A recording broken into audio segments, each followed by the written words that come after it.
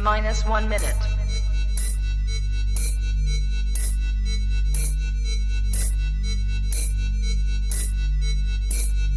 T minus 50 seconds.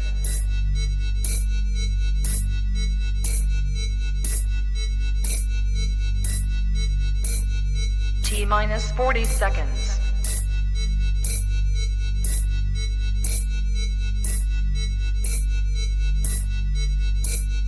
T minus 30 seconds.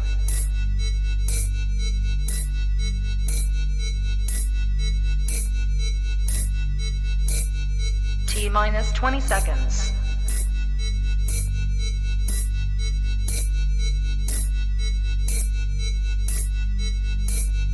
Ten, 9, 8, 7, 6, 5, 4, 3, 2, 1, 0.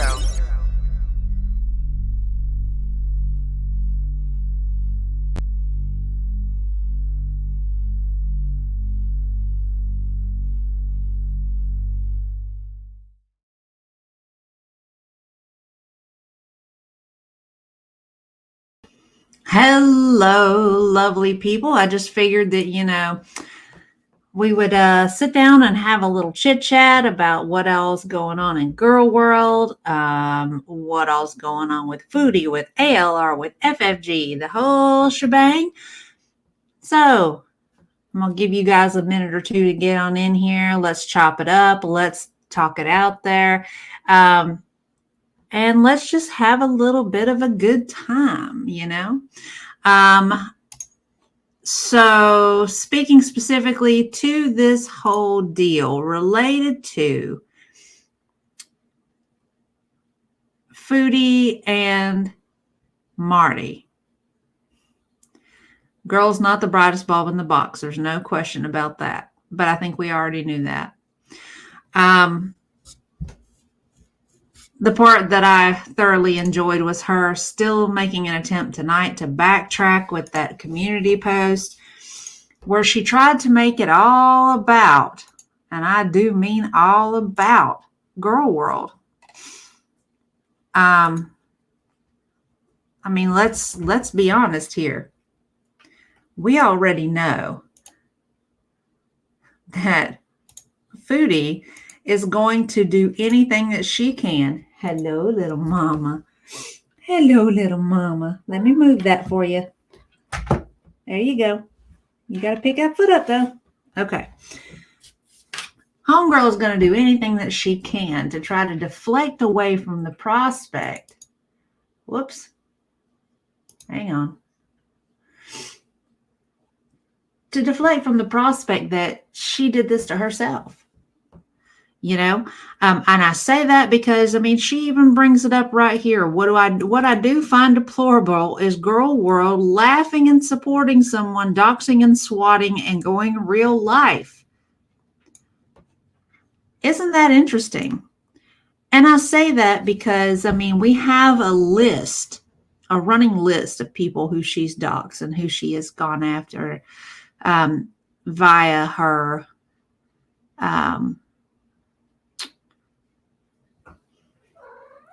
her followers, her sycophants. We have Perfectly Imperfect. We have, what's that other girl's name?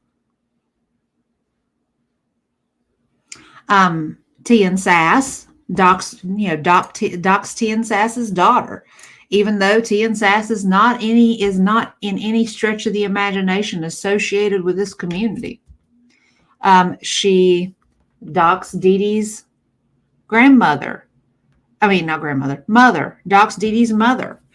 She doxed Dee Dee's place of employment over and over and over again. There are umpteen videos and lives where she called things out, saying, "Oh, I hope nobody lets them know. I hope nobody does this. I hope nobody does that." The fact is despite the fact that she has not actively gone out of her way personally to do something, because we know that Foodie doesn't have the cojones to actually do anything on her own.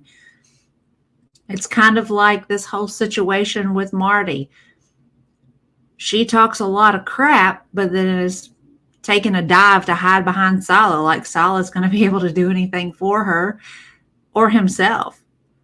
No offense, but I have seen people who are black belts in Kung Fu and Brazilian Jiu-Jitsu and Taekwondo. You're talking about people who are in reasonably good shape. Sala is not. He was given 3 medals. I can almost guarantee you, based on what we've seen, Sala probably participated in Kung Fu when he was like 12. Because, during that age group, that's kind of the cool thing for boys. He probably has not been inside a dojo or a gi in years. So, I have trouble wrapping my mind around any of that. Her trying to say that Sala's going to kick anybody's butt. And it tickled the ever-loving crap out of me, too, that he actually made the claim that he would stomp somebody and then give them 33 punches. I would love to know how. Bro's workout is the equivalent of a 10-pound barbell. How are you going to hit somebody 33 times? So, let's talk about, too, the reemergence of the other Heather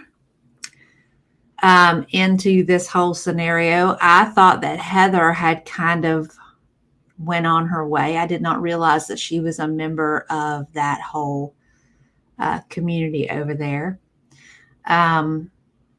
So it doesn't surprise me that Heather is kind of dialed in on this, given the fact that the two of them have gone back and forth before.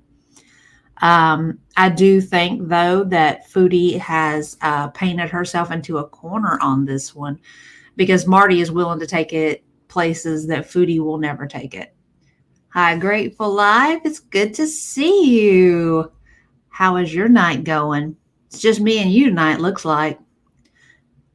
I was kind of hoping we would get some more folks in here since, there's not a whole lot going on tonight. But, folks has got to work. Oh.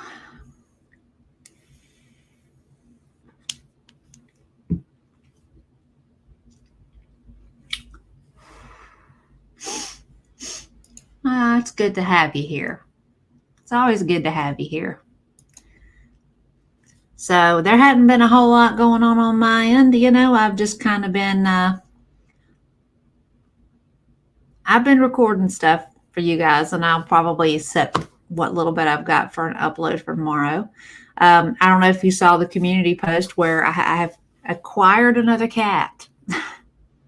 Not by choice, but I'm the type of person that I've never really wanted to let a cat go without, food. So, yeah, I started feeding him. I couldn't help myself. He was such a sweet little baby. So, okay, I've said my piece on the Foodie front.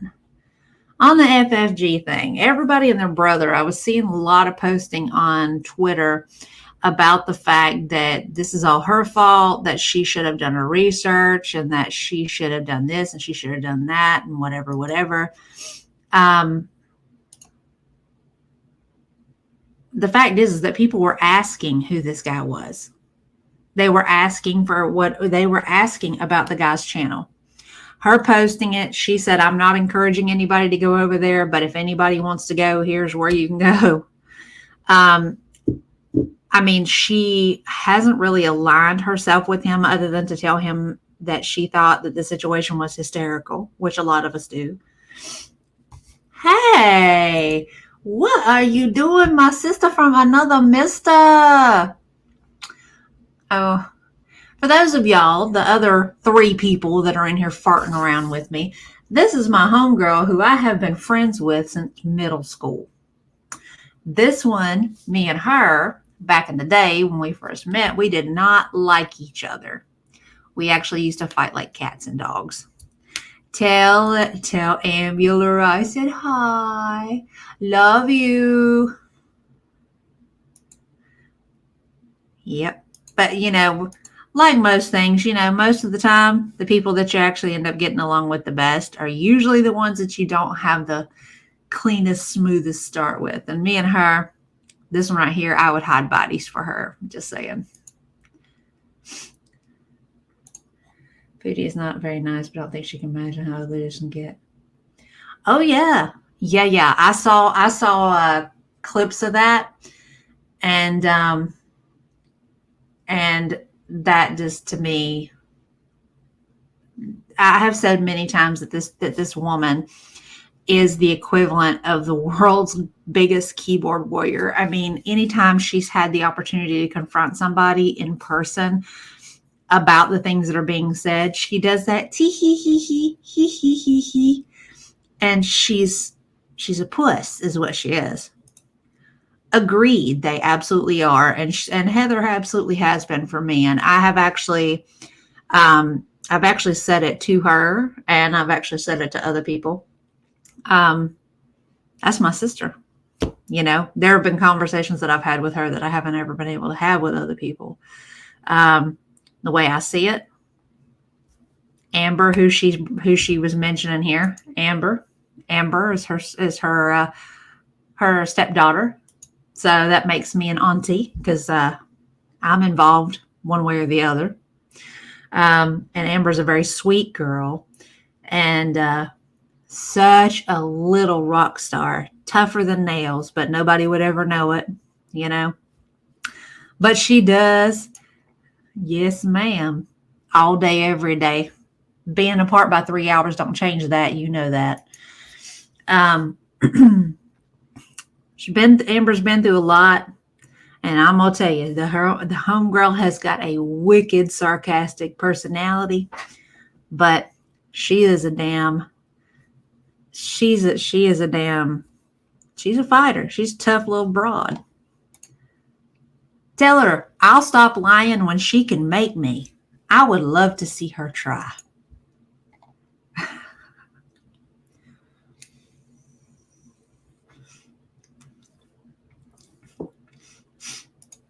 Yes, thank you. Heather, I've acquired another cat. And not on purpose. Random neighborhood kitty came up, and you know how I am. I'm not going to let a cat go without food. So, he's decided to stick around. He's madly in love with little mama. Madly in love with her. She, so far, her interactions with him is I've cracked the door on the porch so I could sit down and rub his head for him, and she would reach out and smack him. Yeah. Come on now. You got to take a little bit of responsibility for that, because some of that shit she learned from you, and by proxy, she learned from me. So, it's both our faults. Really, I'm so sorry. That sucks. Y'all gonna get another pup? Side note, Heather, how's your mom?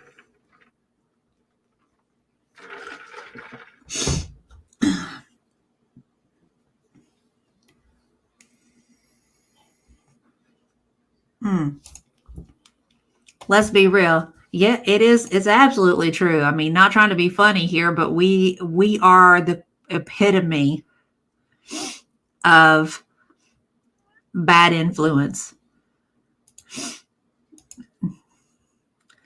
Grateful. I know this one right here, she's been through a lot over the last couple years, and she's still going through it. And, it's tough going, but she's tough. She's tough. She's a tough girl. Me and her have had whole conversations about being the strong one and how people being that person for everybody, and how we're the last ones that people check on. So I think that's part of why me and her have gotten along as well as we have over the years, because we understand that we're so busy trying to be that person for everybody else that we need somebody to do it for us.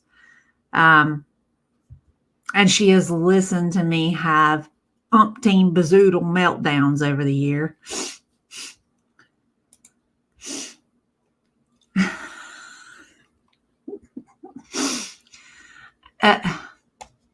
You know, if it makes her happy, I guess I really can't be upset. Speaking of the little demon spawn, there she is. I'm having an entire adopted family reunion up in this heifer. I wasn't planning on that. Do the two of y'all, Heather and Amber, do y'all even know about any of the foolishness that I've actually been talking about on this channel? I know y'all watched some of the videos, but have y'all watched any of the stuff that's not about me?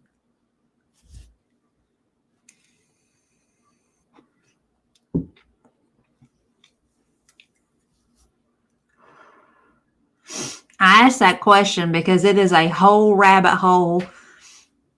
And I'm going to tell you, Heather, I'm going to give you like a summary on this chick Foodie Beauty that I talk about, that I've got videos about. Okay.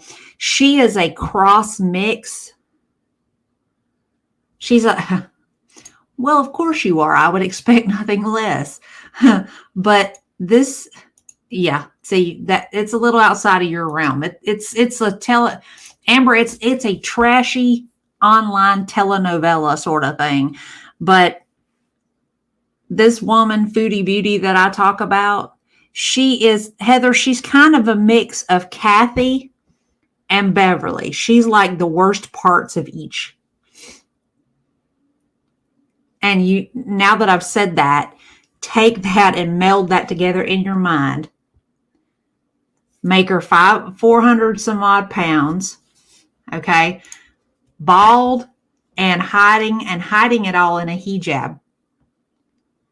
That is the woman that I am really kind of, some of these videos are about, because she's incredibly dishonest. She loves to dog people out. She doesn't take any responsibility for anything she does.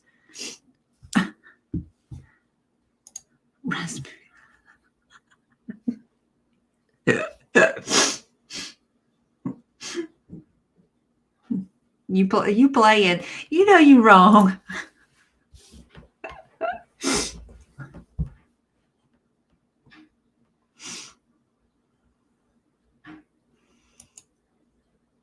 Yeah. Although Rasputin was funny.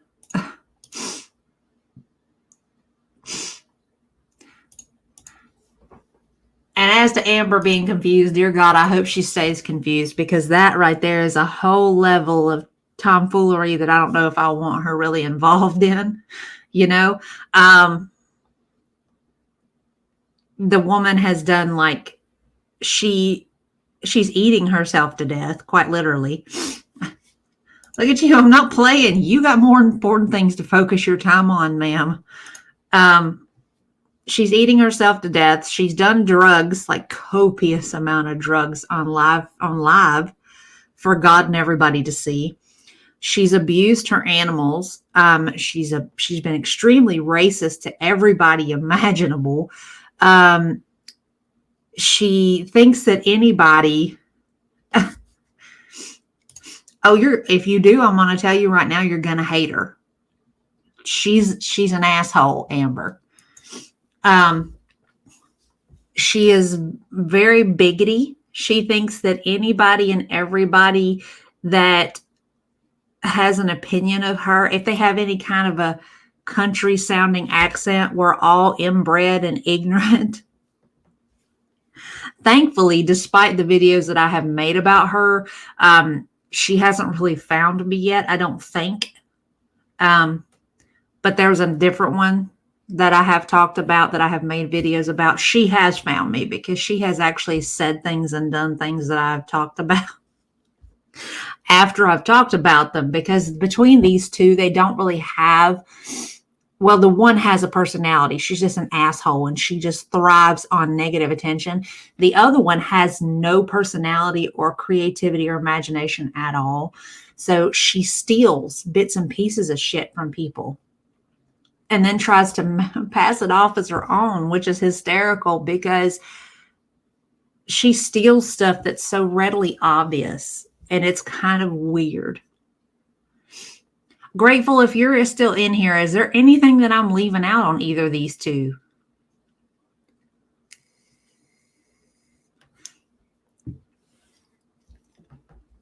It's a whole... Hang on.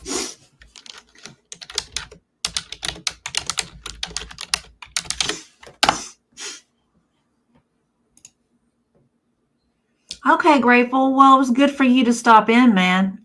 I appreciate it. It's better than me being in here by myself talking to myself. You know? Have a good night, love. I'm gonna give you girls a crash course. Okay. I can tell she's one because everybody wants to cuss her out. Hang on a minute.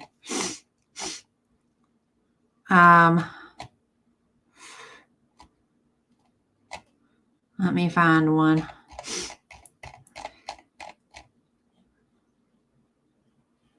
She started out as a, if you're trying to explain that.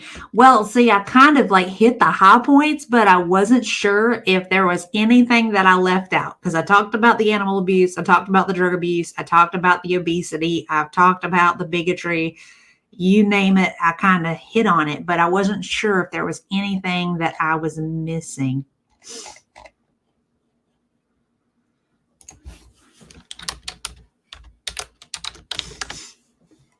Let's see.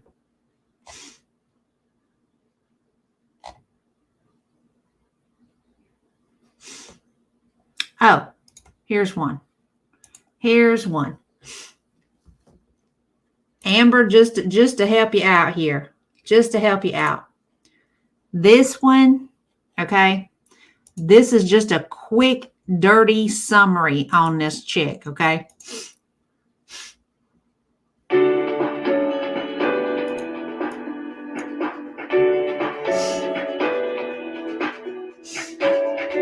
Why are you guys comparing me to this woman? Like, I seen a video, somebody showed me a video of her. She said the N-word and the K-word about Jewish people. I've never fucking done that in my life. Yes, she has. I've never said the N-word. I've never said anything like that, blatantly fucking racist like that.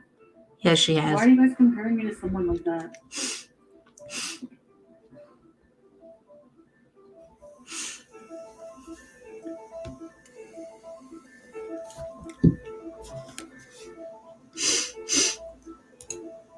Hi, Learning. How did I go with the dentist? Yes, I know. Woe be to them. Woe be to them teachers. I knew it. I can tell. I know a criminal when I see a picture of her writing like this. You better watch it because. So here's the thing. Charlie Cole puts on this light. She puts on her fucking eyeshadow and her lip gloss. Tries to look and her freaking wig all crooked. You'll be going right back to the slammer where you belong. She's saying this about a black woman Stop playing the race card. just because she reacts to her. It was from a channel called Fatty Gold, which, and I didn't pay attention to the profile picture at first because I just clicked the link and I was like, I can't remember what video it was, but I posted it in my community tab. Oh, that's fun. Apparently that YouTube channel uses their profile picture. It's an Exposing Charlie channel. And they use, the profile picture they used was that of like a girl. I think I briefly saw it. I didn't really pay attention, like I said, to the profile Yes, you picture. did. I didn't put two and two together. Because some people use that as a form of racism, saying, people of color. Learning, I know you probably don't know because you were late coming in, but Heather's been friends with me since like 5th or 6th grade. And Amber, who's also in the chat, is her daughter. So they happened to see me kind of start this live, and they both just kind of popped up. Even though they don't know anything about Gorlworld, I'm trying to give them a little bit of a crash course on foodie of all things. Because I have a feeling Amber's going to end up in Gorlworld and probably a part of the French fry verse. That I ever explain myself for my comments about Charlie, about calling her Cole, because I wasn't being racist. And I firmly believe that, and I should have stood by that. I'm sorry that I ever apologized for that. Seen as racist, but at the same time, they could be seen as not as well. But I knew she was a criminal. I said I knew she was a criminal. I don't remember saying she looks like a criminal. Criminal. I knew it. I can tell. I know a criminal when I see one. Discussion. I think it's an important discussion. That I've seen some comments on the video I posted in my last video. Yeah, agreed. Defending myself against some racial accusations. A lot of people some people said some comments that made sense, and I talked to Keith about it. And he said some things that made sense. I wanted him to. Mind you now, if you'll notice, she's trying to make an apology about racist behavior while eating fried chicken. Tell me that that's not intentional. Explain what he said to me. Hi, Made me Mom. explain it better. And it just made me realize something. Basically, the comments were saying, like, as a white person, I don't have a right to decide what is racially offensive to somebody of color. So, Oh, sweet pea, believe it. She is awful. She is a nasty, despicable human being. The things I did say to Charlie. Hey, Lydia. Wrong. La-di-da. Oh, my God. It took a second. I'm sorry. Whatever she said about me, La-di-da. It's good to see I you. tell people. And I just want to own my actions. You haven't. Wow. Okay. Well, welcome aboard. This is actually one of Perfectly Imperfect's videos. Thank you. Hitler salute. Gotta love that. Thank you. Tell us you're a bigot without having to tell us. You like it? You don't like it? Oh, sorry. Go back to Egypt, you fucking refugee piece of shit. You didn't even deserve to be in Canada. You should be deported. You deserve to be hung by the fucking president.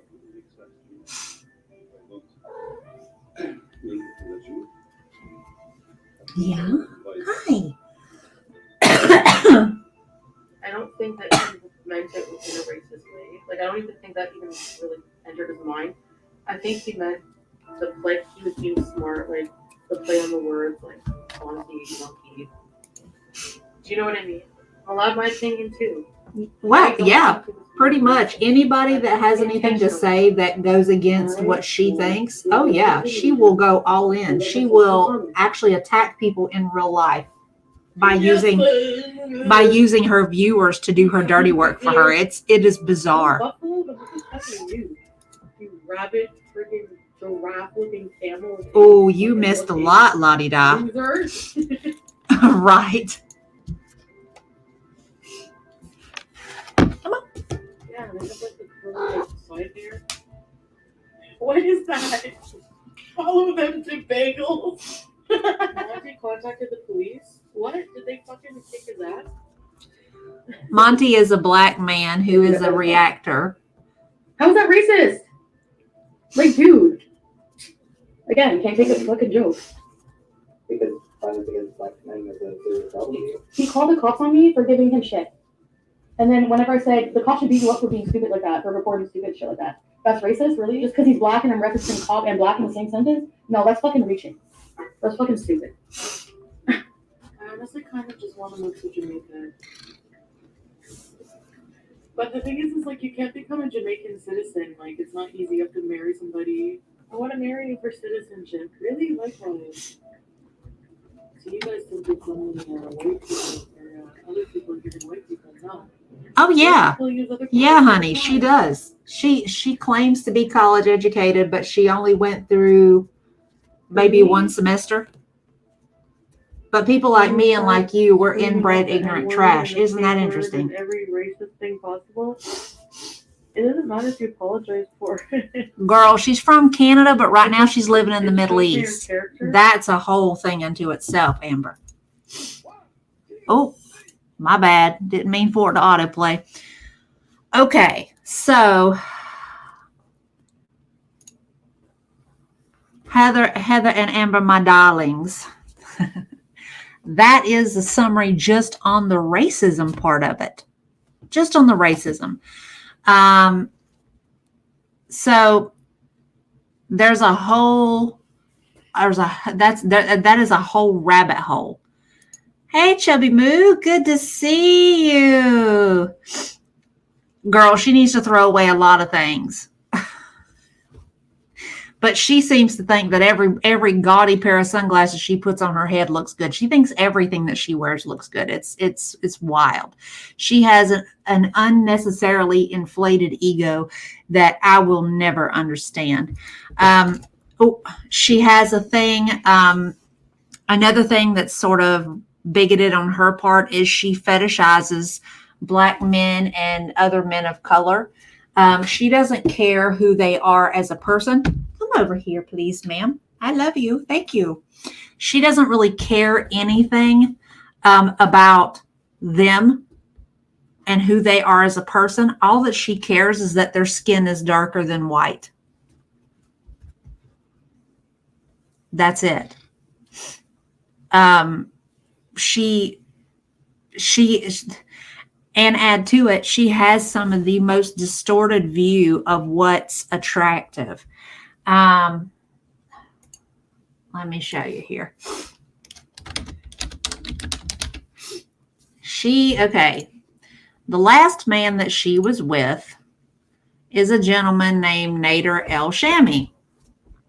Now, Nader is a crackhead. Ooh, girl, could you say it louder for the folks in the back? We know this, but she don't. Let's see. There. Oh, let's do the GIF. Let's do the GIF. We're gonna do the GIF because the GIF is priceless. The GIF is priceless. Share screen. Window 2. Allow. See this dude right here? This is a dude that she chased 4 months. Over a year. He's a crackhead if you can't look at him and tell. Okay? Yep. El Scammy. And she painted him as some sort of Egyptian Greek god of a man who is, oh my God, so hot, so hot, so hot. But let's find an appropriate photo of him here. This is who we're talking about right here. Does this look like an Egyptian Greek god or something? Or this one? What the is that supposed to be? Or this one? Does that look like somebody that you would call a god? Oh, he's an Adonis. You gotta be freaking kidding me. But this is the same chick too that thinks that she is something special. I mean, she hasn't been able to see her feet in years. And it's just, right. Well, exactly, la-di-da, exactly. But she behaves as though she's this dainty little thing. But going back to her behavior. Agreed, my dear, agreed. There are other things that she does that is absolutely infuriating. She is actually a pedophile sympathizer. And I don't know if any of y'all saw the video on that. Let me switch.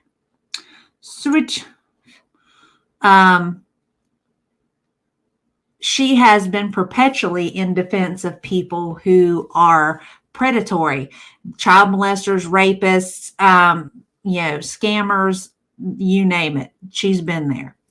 And I actually did a video on this because I got so irritated with her about it because she wholeheartedly was trying to deny it. I fell down a rabbit hole with this Cyrax guy. The people who antagonize him are worse than him. No, baby, I'm not. Yeah, Cyrax is a mess, but he's antagonized a lot. People he's got issues. He he's autistic. But I went down a rabbit hole on that. The guy is not Yeah, he autistic. needs to not engage too. He needs to, like, you know, just completely. I think people would be so like, what if he just did his stuff and ignored I don't everybody? know. She seems to think that she's this huge gift. Surprised that Foodie is standing up for Cyrex because this is not the first one. Let's delve a little further in, shall we? Take a look at Karate Joe. Her long-standing ride or die, homeboy, timekeeper, Siri-like assistant, stand-in parent during live streams. Even said that he was her online husband. Let's just kind of point out Agreed. Karate Joe's history. Let me just throw him right here. He even looks like a child molester. And now I'm going to just kind of throw out there what he is. Then, of course, there's the ever illustrious Pete's. You know, Pete's in my mind.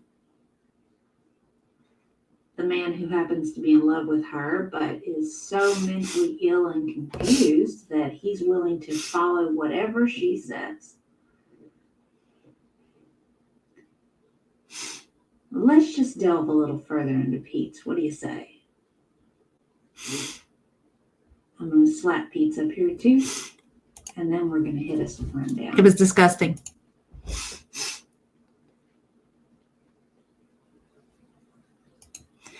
So, you'll see here, rape fantasizer.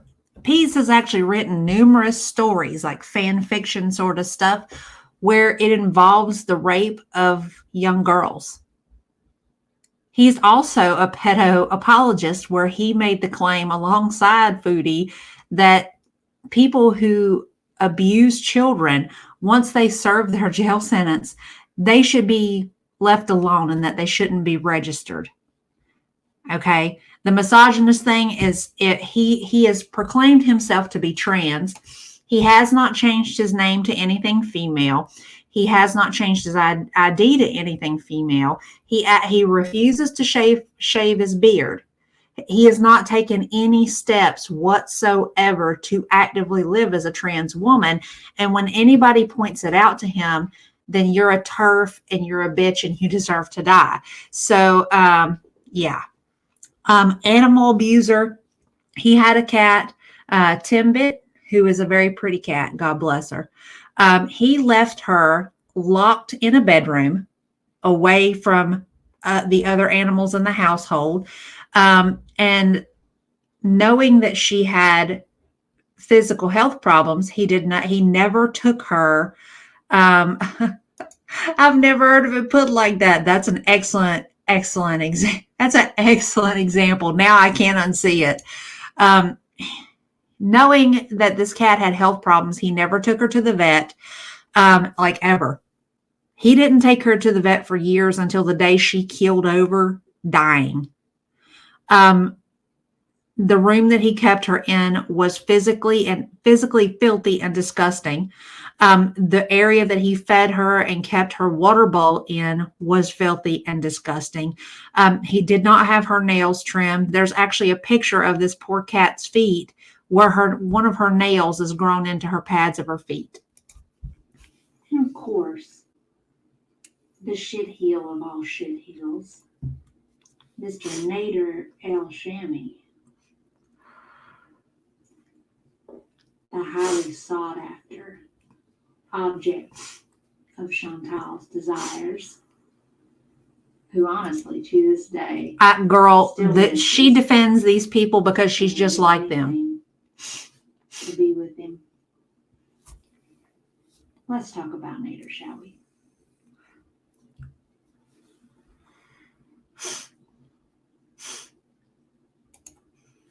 Oops. So, on this crackhead, who we've already kind of touched on here, Amber, this is not me defending them. This is me calling this woman out because she defends these people. When this situation happened, right here, she literally falsified an alibi for him online, even though it was well documented that was not the case. This right here, there's whole video of him online beating up his current girlfriend. And do you know that nothing has happened to him over this? He collects porn and uses it as blackmail. Every woman he comes in contact with, he asks for pornographic imagery of them so that he can use that against them whenever they say or do something that he doesn't like. And he has been known to pass that stuff around. Oh, I'm sorry, Amber. We're talking about a degenerate, honey. Degenerates generally do defend other degenerates, and that's the point that I was making with this whole video here. But we're going to keep going. And of course, let's not forget dear Sala, handsomest man, bought bitch, bum. Let's talk about Sala too while we're here. Might as well, right? Oh. So, this is the man that this woman is currently with, and she claims that they're married, although there is absolutely no proof. They refuse to provide any. Oh, yeah, she absolutely did. The man raped an elderly woman. It was an elderly woman. And she went out of her way to try to defend him. So the current fella, as we can see here, he takes pictures of nude women who are asleep without their knowledge or their permission. And then he violates their privacy by sending those photos to his friends. Tell me how it is that nobody is deemed this predatory. When I say misogynist, he has automatically attacked any woman who has said anything related to Foodie. He attacks their looks. He attacks the fact that they have pitiful lives and no husband. And he has actually said their husbands should hit them and all sorts of trashy, unbelievable shit. Amber, this is the Reader's Digest version of this woman. This is who she surrounds herself with because this is who she is. She is just as bad as all of them combined. Oh no, trust me. We're in a whole fuck around and find out situation right now as we speak. And that's kind of why I did the live stream, because I thought that some folks would want to talk about that. She has picked the wrong one, and now she is catching some of her comeuppance. We're going to keep going. So if we look at a pattern of behavior here, that age-old adage, birds of a feather flock together, look at who Foodie chooses to align herself with in the past. It should be no surprise that she comes to pull her Captain Save-A-Ho routine with Cyrax. Cyrax is a man that is also on YouTube, and oh my God, girl. Ladies and gents, Cyrax looks like a textbook pedophile if I ever saw one, but there's actually documented evidence of him sending his pecker to what he believed was a 14-year-old girl, and then said, "You make sure not to tell anybody, you promise?" That's the behavior of a pedophile. I don't care where they come from. I don't care what they look like. It doesn't matter. That's pedophile behavior. If he had the opportunity, he would absolutely act on it. That's just a fact.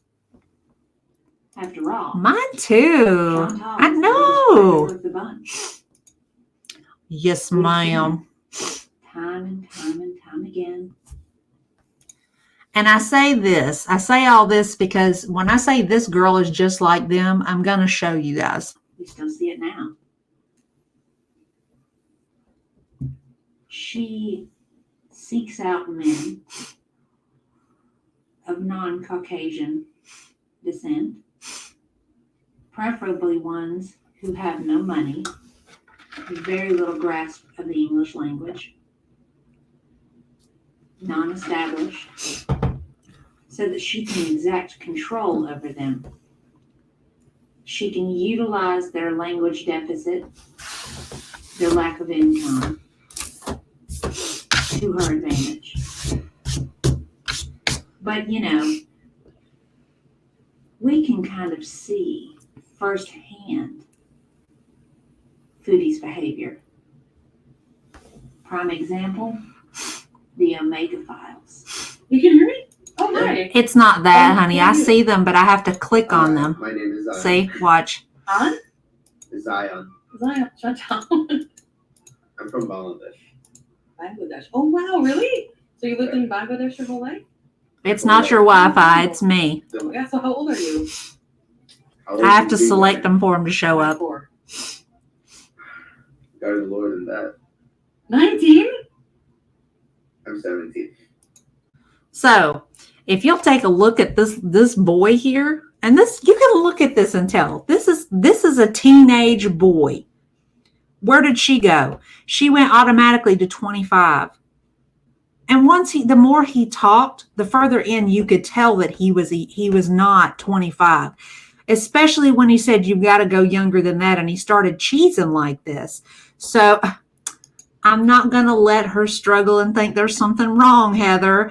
I know you like to mess with her, but I don't do that with her. I might do that with other people, but not with her.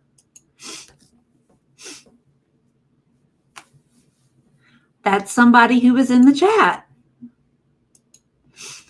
Oh, that's weird. Okay, you talking about this guy. This guy right here. Amber, this guy was a kid that she chatted with on Omegle.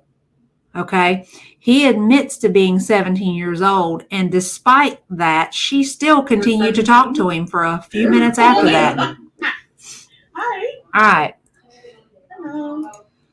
Now, I stole this video, and even though there's a filter on it, you can still see as he moves around and the filter kind of shifts a little bit, this is not a grown adult. You can look at it. She still attempted to try to talk to him. Speak English? No English? She only gave up because he wouldn't actually say anything. Oh, hi. You hear me? Hi. Don't blame me. She don't live with me. Hi.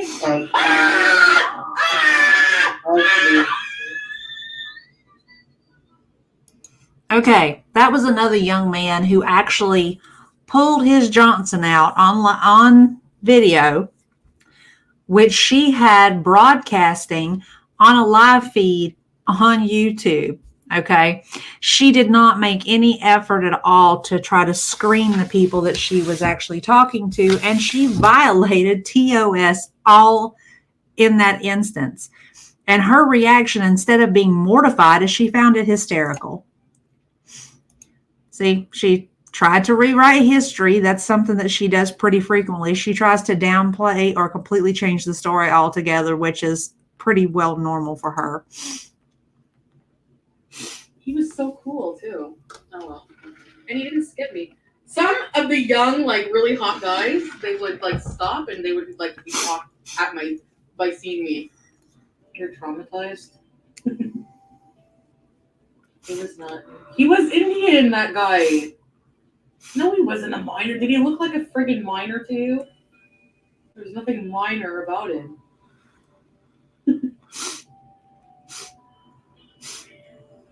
A miner with a 15-inch wiener. Yeah, right. I looked like he was 40. Okay, I'm going to pause this real quick. Does this look like a 40-year-old man to you? Because he absolutely does not look like a 40-year-old man. And I agree, and not trying to be ugly, but she should have been in jail a long time ago for some of the heinous shit that she's done. Yeah, well, I think they put her on suspension, but how it is that she finagled her way into getting her channel back is beyond me. I mean, she deleted it she deleted it, which really should not have, removed that as an option for them. They should have just said, hey, look, you knew better. You should have done your due diligence and all this. Well, huh? Okay. Oh my God. Love y'all. I didn't even have to tell y'all this. Y'all picked up on this on your own. There was a live feed that she did where she admitted that her mother slept with her uncle. And that those are her parents. So she loves to call people like us who have accents, even in the slightest of a country sound to us, ignorant and inbred, but she is actually the product of an inbred relationship. You should see her feet. She has like the wildest, weirdest, she has like the equivalent of like Barney Rubble feet. It is absolutely insane to see. But yes, she loves to go there. But this face in combination with, a minor with a 15-inch wiener. Tell me, right, Funko baby all day long. Tell me how it is that you're not predatory when all you could think about was the size of this kid's genitals. Despite the fact that, yes, he did flash you, it doesn't change it. You should not have ever had anything out of the way to say. You should have turned it off and just called it a day. Yes, Amber, you heard me right, love. Girl, she is...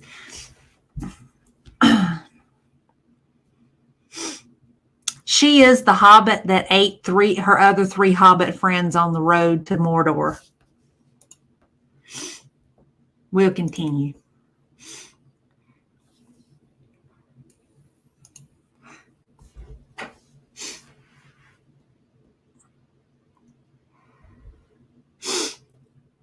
Yeah, she keeps trying to backpedal her way out of it, but here she is. Registered sex offenders. I feel like if somebody pays their debt to society, I'm not saying like, yes, okay. I just like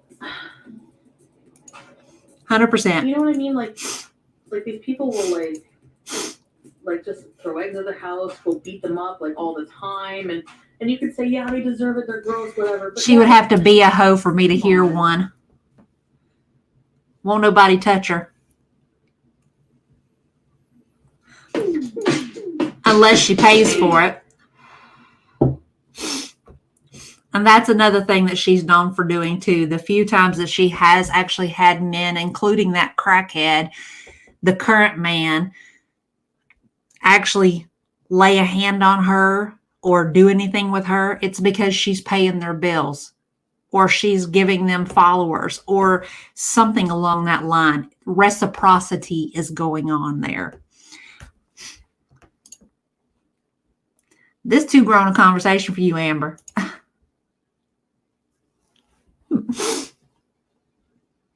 I keep forgetting how old she is, though. Let's see. Let me show you something else. Let's see.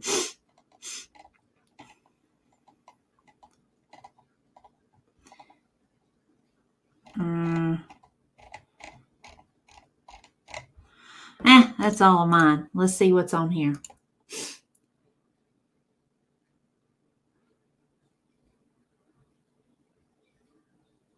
Oh, hang on. Heather, talking about videos. No, that's not what I was trying to do. Show. Library. No. Home. Your channel. Oh, no. This right here be the new kitties. This right here be the new boy. Let me show you. This be the new boy.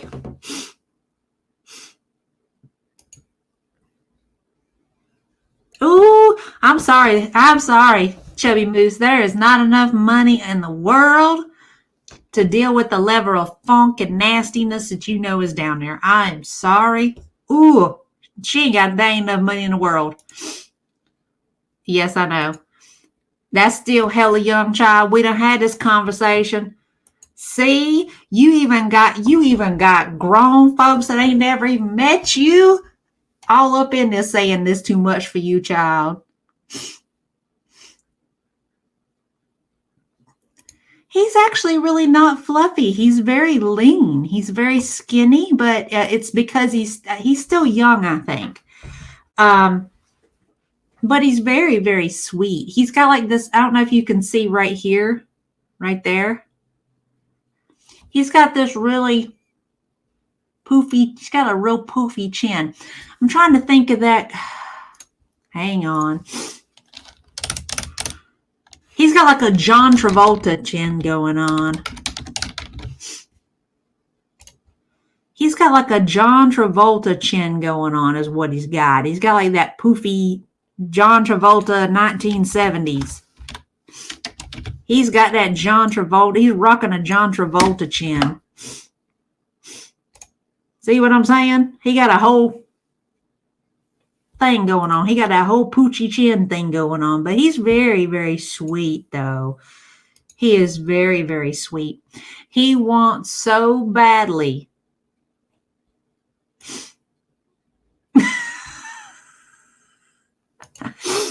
Well, I mean, I can't think of any other way to describe it. You know, oh, hell yeah. Hell yeah. Okay, so I tell you what. Real quick, before I jump into the next thing, I'm going to drop that off. He is madly in love with little mama, okay? I named him Romeo because she would go out and sit on the table out there to look out the window because she likes to people watch, you know, watch the birds, watch the people go by, watch the cars go by and stuff. And for several days in a row, he would come up to the door and he would sit and he would just look at her like Romeo looking up at Juliet in the balcony. He was just entranced with her. So I started jokingly calling him Romeo, and now that's his name. But he is so sweet, and I think I'm going to let him stay around. I mean, I don't see him being able to come into the house, little mama, anytime like I've cracked the door, like I'll sit down in the door and crack the door and reach my hand out and rub on him because he likes to lay on the step. She'll come up just enough to see him, and then she'll whack him through the crack in the door. I mean, she's not feeling it at all. Not one bit. She is not keen on him. She has no interest in being the Juliet to his Romeo. He is very pretty, and he's very, very sweet.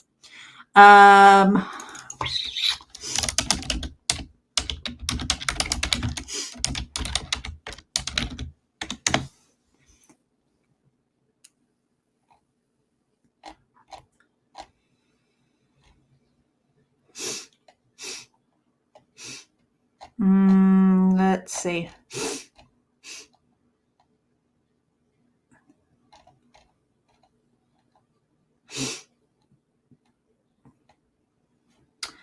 I miss you too, but you're going to see me again. It ain't like I fell off the face of the planet.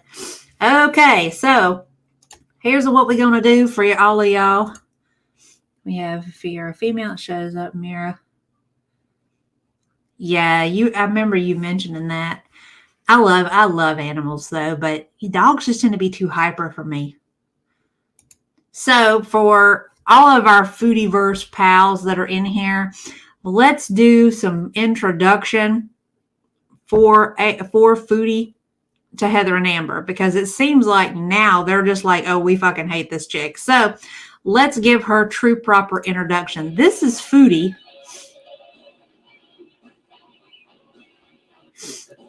Now, I don't know if you see right here.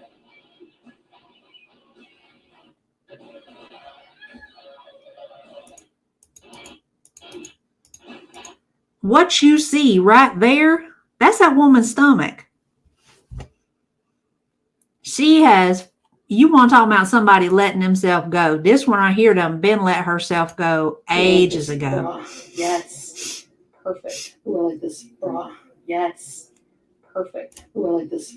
She would literally drag herself out in public in clothes that did not fit her. I'm so glad you approved, Chub Moose. Okay, nobody's gonna date me. I'm over the fact. Let's see what else we got here.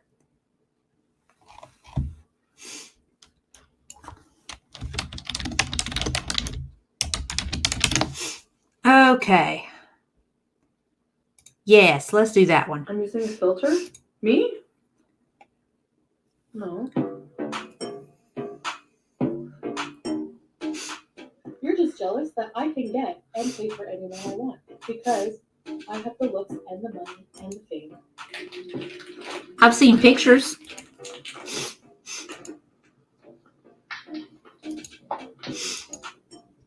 Oh, yes, but I dare not traumatize them at the very beginning. I'm like prettier than like 90% of people on YouTube. I have to pay for sex. This is who we're dealing with. I'm clever, I'm funny, I'm good looking. I'm clever, I'm funny, I'm good looking. I'm young and I'm a catch and I have nice tits and I should be getting some action right now. Like, if you could be fat and look like me, you would want to be fat. Walking shit demon, quite literally. I'm young. I'm young.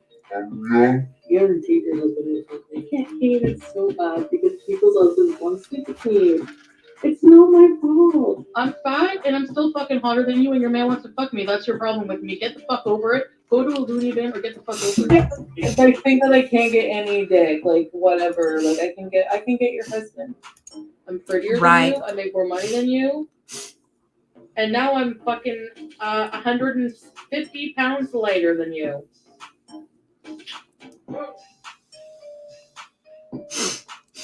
Yeah, I have no hair. Guess what? I'm still prettier than you. Yes. Oh, shoot. You want to see me dog? Any man would pick me over you. Any man. Actually, most of the men in my world want to do me. Bitch, you look like a fuck. You're so much ugly. You look like a fucking man. I'm not ugly. I'm fat. I'm not ugly. Look at this bitch Meredith and look at me. You think anyone's gonna fuck you before they fuck me? I don't know so. Stay mad. Meredith, your husband would fuck me over you any day. Don't get me mad. I don't think I'm ugly. I don't think you are. Well, I'm gonna teach you something. If you're fucking pretty, it don't matter if you're 600 pounds. Fine.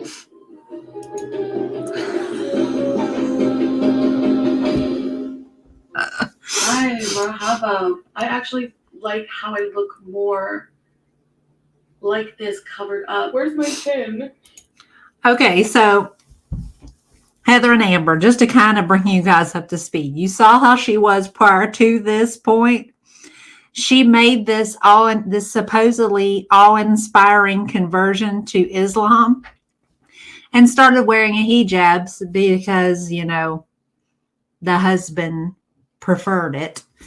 And has done every anti-Islamic thing known to man, aside from stripping naked on live stream and while eating bacon. So, I mean, it's wild. So again, delusion is a way of life for her. To the hijab and the changes I'm making, I'm very serious, and I know that time will tell this. And I appreciate you following me on my journey with much love and respect. Loves everything about me. Very scary. You don't care. I have decided that only certain people, including God, will see my pretty face. I don't want to share my face with anyone. My face and my smile are. Oh no! This is the current one. The current dude. You're gonna blame me though, right? My big fat mouth. My mouth is so much prettier than yours, no matter how fat it is. Don't worry about it. I'm sorry, but again, I'm funny. I'm pretty. not very humble by saying that. I could name you 10 things why people would want to date me. Mr. Friggin' Married was friggin' hooked. I had to block him everywhere. So what? Why did he get addicted Yep. then? But, you know, she has her Why excuses. someone who has less flesh any better? I've seen very, very, very, very homely thin people. You're bald. No, I'm not. My hair grew back. Anyway, bald, fat, 800 pounds, still gorgeous. So what? Someone could crap on my face and I'd be prettier than you any day. Do you see this? They call me chins. Hey, where's my chin? Like, yeah, I have a chubby face. You wish you were as pretty as me. I don't find I look old or anything, so stay mad. Yes, Why don't she should have people- done Ben. I don't know. That whole niqab thing, where she actually, my bad, y'all. The face covering that lasted exactly one video, one video, and that was it. See, Chubby Moo, Amber's a quick learner. It doesn't take her long to kind of figure people out, and you know. Yeah, that's why I said I have a feeling once I gave these two like a formal introduction to foodie that they were going to be right on board with this bitch right here. True enough, because I mean, no offense, they both earned what they got in that whole situation. He thought he was getting something, and she thought she was getting something, and they both have ended up with nothing in the process other than grief. So. Well, exactly. That's that, you know. And you know she loves to wear that gaudy ass lipstick, so you know that there's that too. Let's see.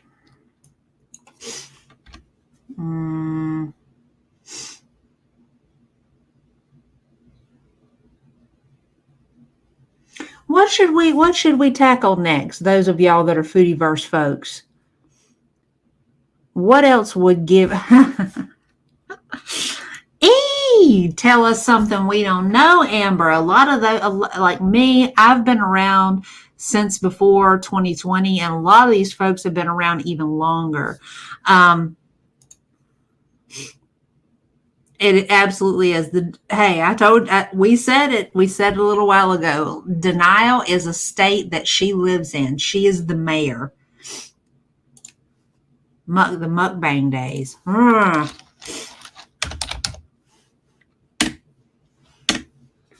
Oh, let's see. Mukbang compilation. Okay, that right there should be. Oops. Advil dual action back. My bad, y'all. I don't have Advil targets back pain caused by inflammation. Acetaminophen blocks pain signals. Quick leaving. I don't have the ad blocker on this channel, so you know we're just gonna have to suffer through it. Skip. I pay for it on my regular one. I'm not going to pay for it on this one. Hey man, it's never going to check out some of the best foodie, beauty, mukbang controls ever featured on the channel. I went back and compiled them all into this one extra long compilation for you and Jordan. Take a look. We have foodie, beauty. She went to Popeyes today. She has tons and tons of food. She was doing a lot in this video. That chicken strips are probably one of my weakness foods. A lot of you asked me if I was on death row, what would I choose as my last meal? And a lot of the time I say I probably wouldn't have an appetite. Anyway.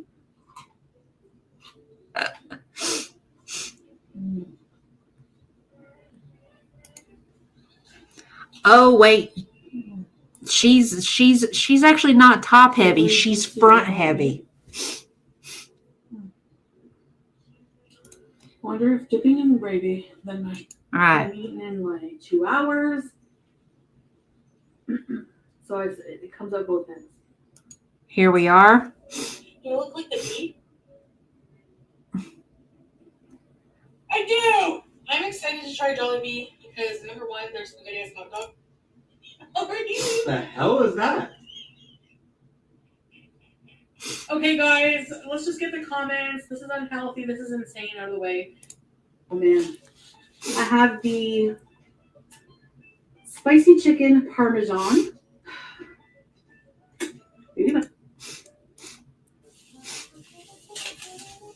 So, She's front heavy more than anything else. Oh, Take another bite here. barely. Barely.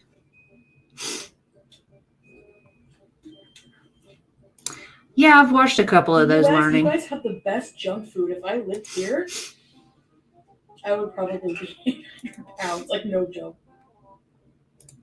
Chicken patties. Oh man, I'm gonna dislocate my jaw more than it already is.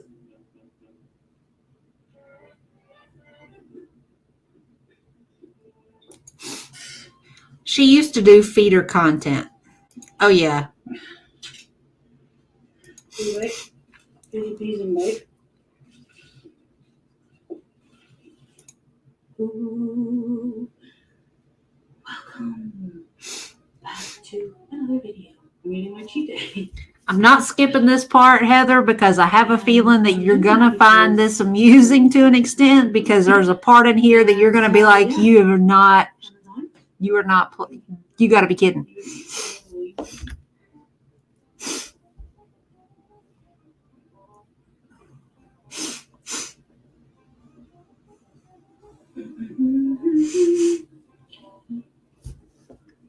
I'm hoping they left that part in. A little bit more parmesan. A little bit. So, it's bad. Like, I don't even really like it, but I always try to like it because I heard it's good for you.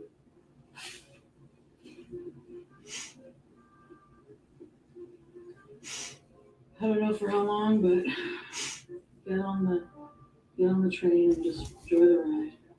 Come ride the train, choo choo. Hi, darling. Foodie Beauty is back, and she's having some Popeyes today. Okay, I'm upset. They cut the one part out of that whole video that Heather probably would have found.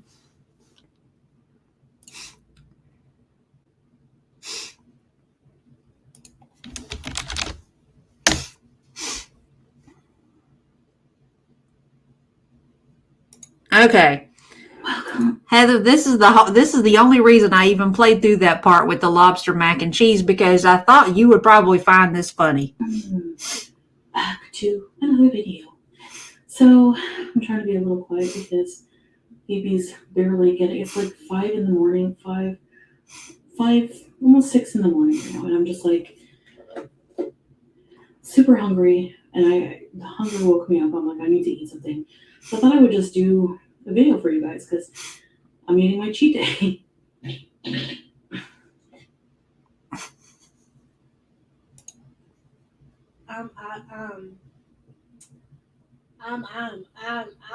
She just shit her pants again.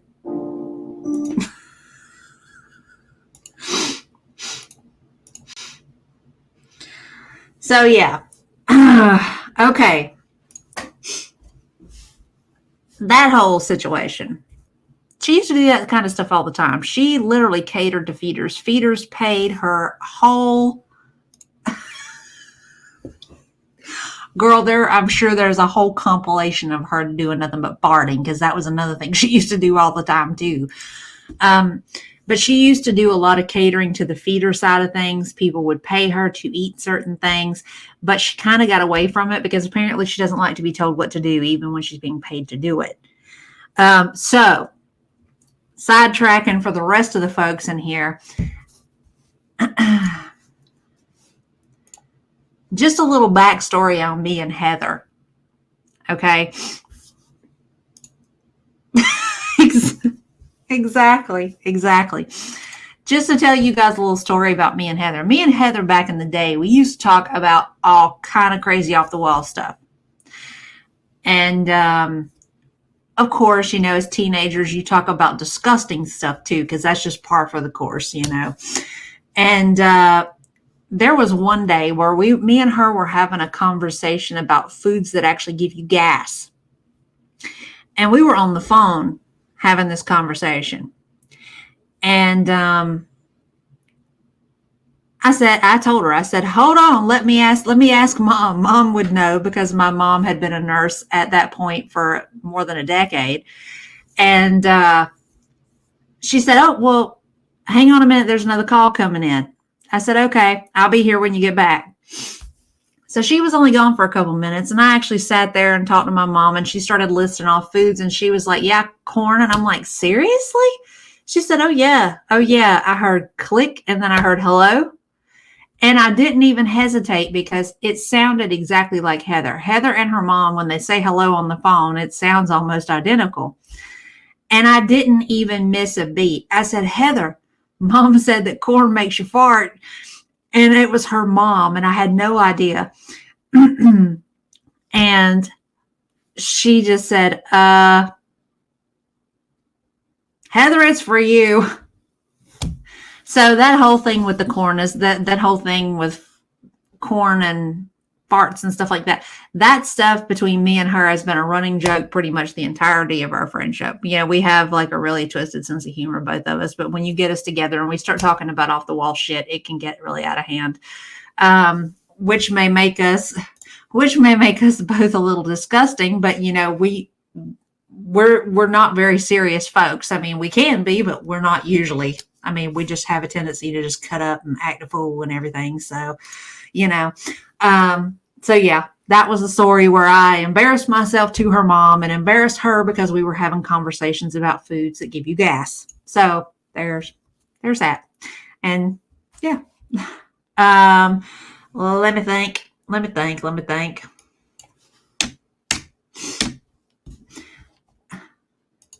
I'm glad you think so, because most people would just be grossed out about the fact that we're talking about foods that make you gassy, you know? So,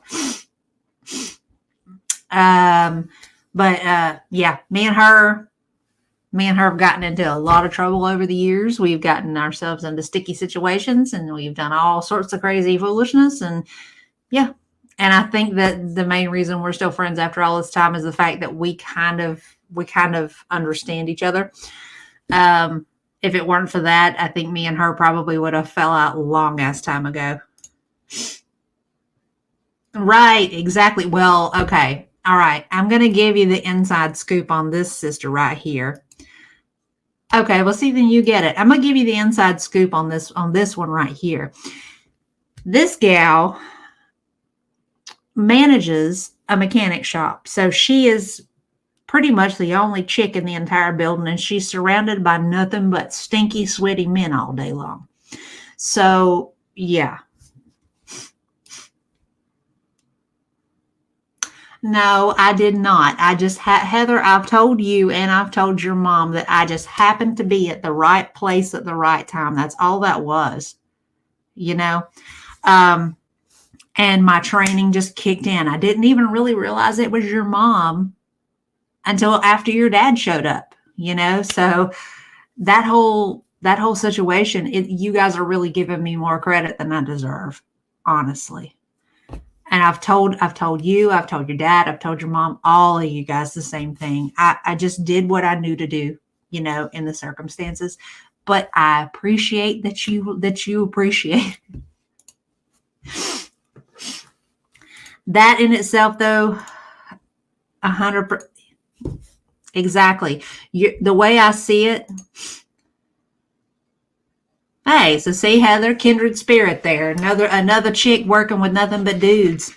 So see, apparently it was meant for you to come up in here tonight. You seeing me in here live, us talking about psychotic bald fat women, you know, stuff like that. Because then we get to have all sorts of off the wall conversations. But, you know, there's that, you know. Way I figured it, saying this, I agree. And I'll tell you what I think, Heather. I think the way that it played out the way that it did is simply because the Lord knew that your mom needed to see somebody that she trusted at that moment because of how traumatic the circumstances were. Yeah. Hello, darling. Welcome back, Pudding Tang. So give you guys a little info on like the situation they're talking about where she says I saved her mom's life. There was a circumstance where I took an alternate route home on a day when I was going home from the store, and I rolled up on a car accident. Now I run over, fling the door open, and I say, don't move. Don't move. you've been in a car accident. And she turned her head and she looked at me. The problem was I did not realize that it was her mom, because she had a laceration of the scalp and she literally had blood kind of running all at odd angles down her face. And the car that she was in is not a vehicle that I recognized, because it had been a little bit since I had seen her. And she kept trying to tell me my blinker was on, my blinker was on, my blinker was on. She was trying to touch the blinker to show me that the blinker was on. And I had my hand on her forehead trying to staunch the bleeding.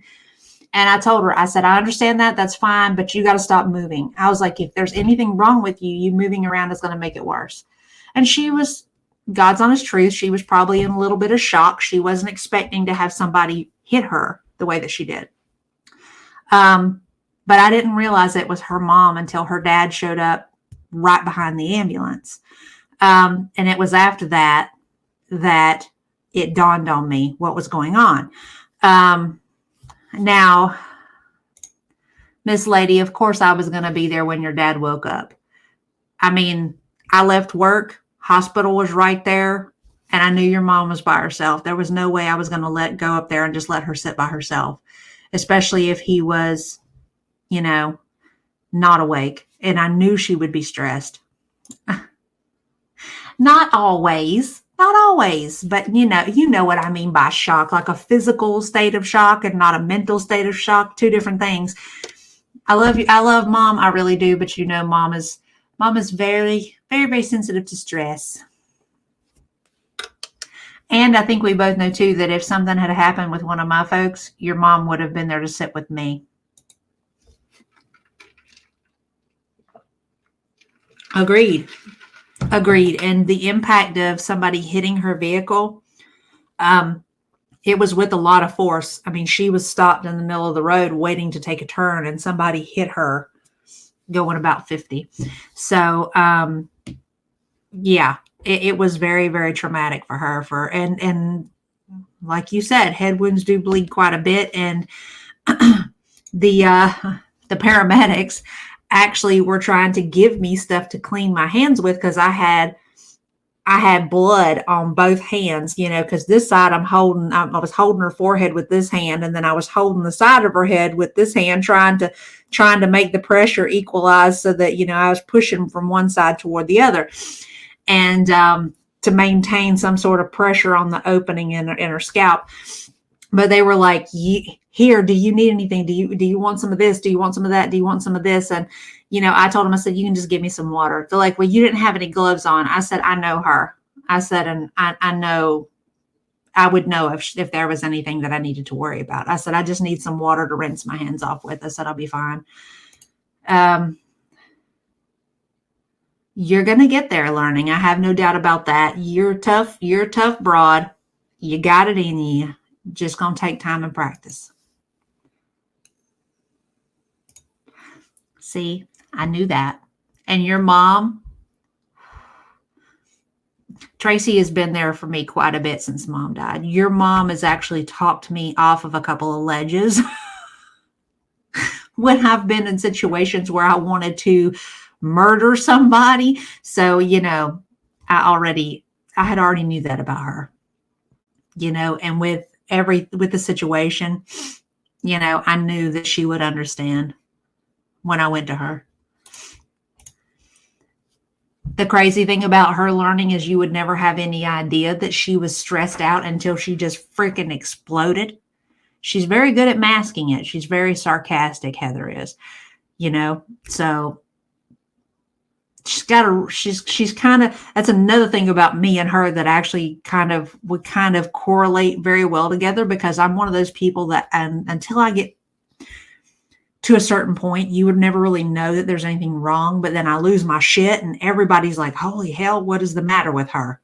Me and her are the exact same in that regard. It absolutely is. And I'm extremely thankful for Heather and for her mom and for her kid, who hasn't had anything sarcastic to say since she came back. I'm kind of surprised. Oh yeah, girl. Trust, do I know? Do I know?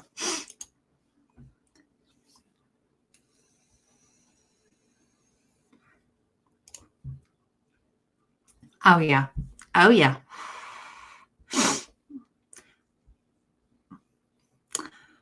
The only reason, tell her I want some. Why didn't she offer to make me none? That's just rude.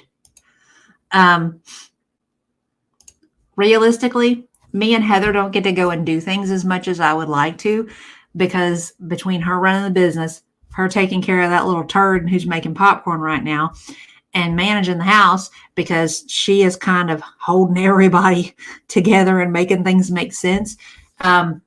You know, our schedules are not really congruent. The other thing too is when we do happen to get together, we can get into all sorts of foolishness, and you know, it's just one of those things.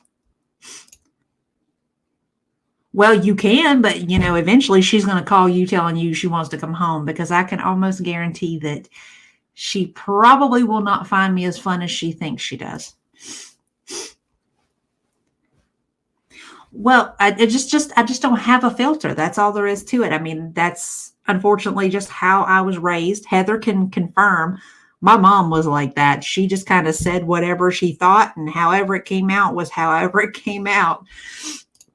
I mean, she might hang around for a little bit because it would be a nice change of environment, and, you know, new animals, you know, more stuff to go out and see and do and stuff like that. But she would probably get sick of me. I don't think it would take long.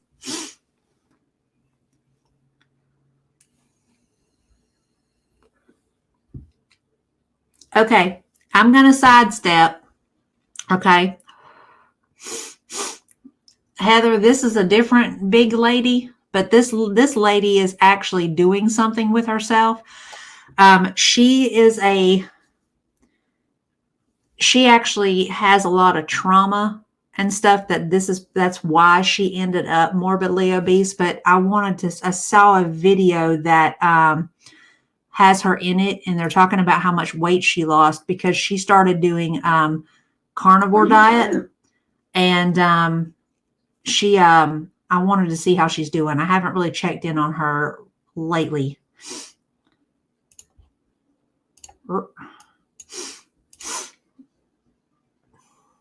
Me too. I miss her all the time, Heather. It's really, really hard not to some days. There are some days where I'm okay, you know what I'm saying? Then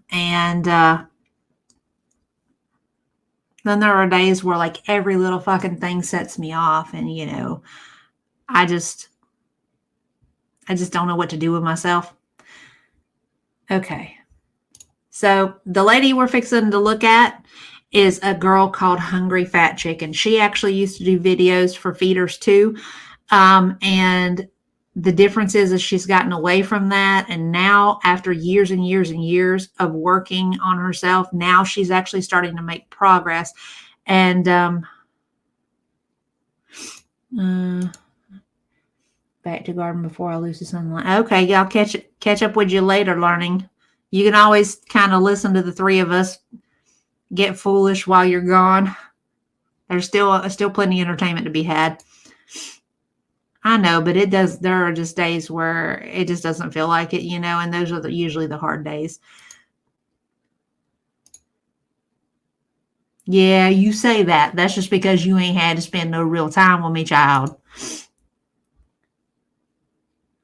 I know. And my mom, God love her, I already know that my mom, honestly, if she were still alive and I introduced her to all this foolishness, she would be like, girl, I don't even understand. But at the same time, I already know that my mom would have so much to say about all this that, you know, she would have her own set of opinions on all of it. Okay, well, I mean, it just means you're listening. Okay, hang in, gal. We'll be here. Okay, so it starts out with foodie. Don't let that deter you, because it's just the intro. My bowels had a sweet release. I could feel it everywhere. I grabbed my pants. Prison. She needs prison. I kind of have OCD. You mean obesity? Was that your bones? I've been grown. I pay my bills. My bills are paid. Hey girls. So today we are covering Hungry Fat Chick aka Candy Godiva. Candy is an American YouTuber who has built her following around her massive mukbang and adult feeder content. But unlike Amberlyn Reed, or That too, but she would still have plenty to say about has it. a good relationship with her audience and is generally well liked. Overall, Technically, you can tell her yes, because I'm still a fat girl right now. So are nice, kind people, and I appreciate you all very, very much. Recently, after a hospitalization due to cellulitis in her stomach and a sharp decline in her health, she has chosen to try the carnivore diet for 30 days. Hey y'all, no long video going up today in the hospital. Just an infection. I should be home in a few days. But talk later. After the hospital stay, she noted a major lack of energy to even do mukbangs, let alone get up to microwave food, which made her realize she wants to try to get healthy. I'm really not feeling like doing a mukbang today. I'm just not. And at some point in the evening, I will order food because I don't want to go cook. Anyway, I may do a video of the mukbang later tonight. I may not.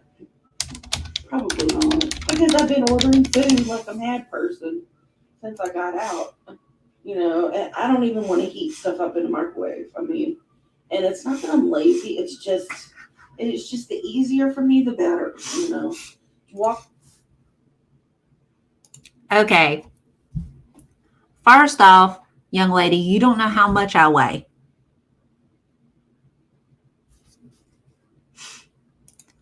So there's that. And I've gained weight. Okay. I am actually over 200 pounds, which I haven't been in probably the entirety of your life. So I don't expect you to know that because that's a recent development, but I'm working on it. I am actually 201 pounds right now. And I will get back below 200. My plan is to get back to where I was when your butt could actually remember me being smaller. So there's that.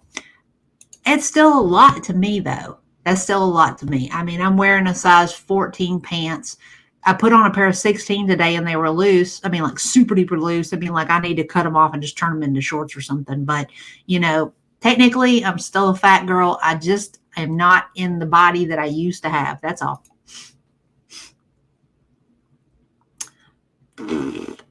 I know.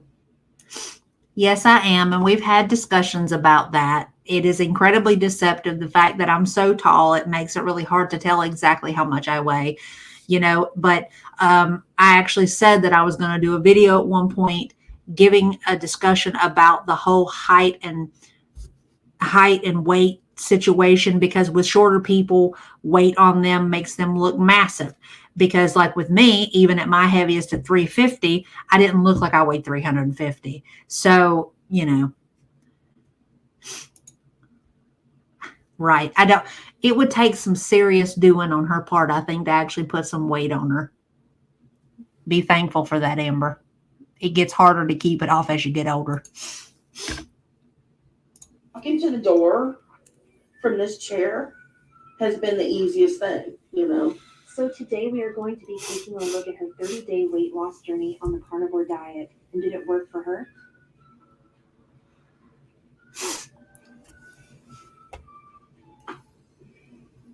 Hey y'all.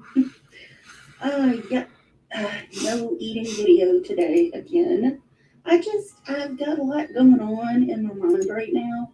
What's going on is something that's been on my mind for a really long time now. And I know y'all probably feel it or felt it coming. I'm not quitting mukbangs. You get it. You know, so I'm not going to say quitting mukbangs. No, the direction of my channel, if things go the way that I'm planning, you are welcome to it. Change welcome to it. Drastically. You know, I have issues with the word diet. Basically, what I'm going to be doing is, for all intents and purposes, a diet. Basically, I am an addict. I'm addicted to sugar. I'm addicted to fast food. I'm addicted to carbs, bread, potatoes, rice. The panic comes in where I'm obviously afraid of failure. I know myself and I know I have no freaking willpower. But I want you guys to know that I'm actually really, really excited about this. Carnivore. Carnivore. Okay? See, Heather and Amber, I don't know if, well, she's participating. I can't be mad at her. She could just be kind of like rolling her eyes at us both and telling us we're both uncool. See, and at 200 pounds at 5'4", that's a pretty noticeable size difference for somebody of that height. Me at 200, it's not nearly as drastic because it's so stretched out, you know. See, learning this is a day in, day out sort of thing. This is generally how conversations go, you know. Well, I mean, she may tell you that you're uncool, but she hasn't told me that I'm uncool yet. I'm waiting for it. It's just a matter of time. Now, I don't know if y'all can really see the difference between Foodie Beauty, who we were showing the videos of before, and this lady. This lady is actually a nice person. She is very, very sweet. She's very, very pleasant. She's not problematic at all. She talks to people the way that she would want to be talked to. You know, she's not an idiot. She just has a lot of personal baggage just built up over the years. And, you know, for her, eating unhealthy and not taking care of herself has just been a side effect of that. And I genuinely feel for her because I understand it is really hard to get out from underneath those eating habits. Whereas Foodie doesn't give a shit. She thinks she's the greatest thing to grace the planet with absolutely no justification whatsoever. It's wild. Yeah. Yeah, and you only weigh what, 98 pounds?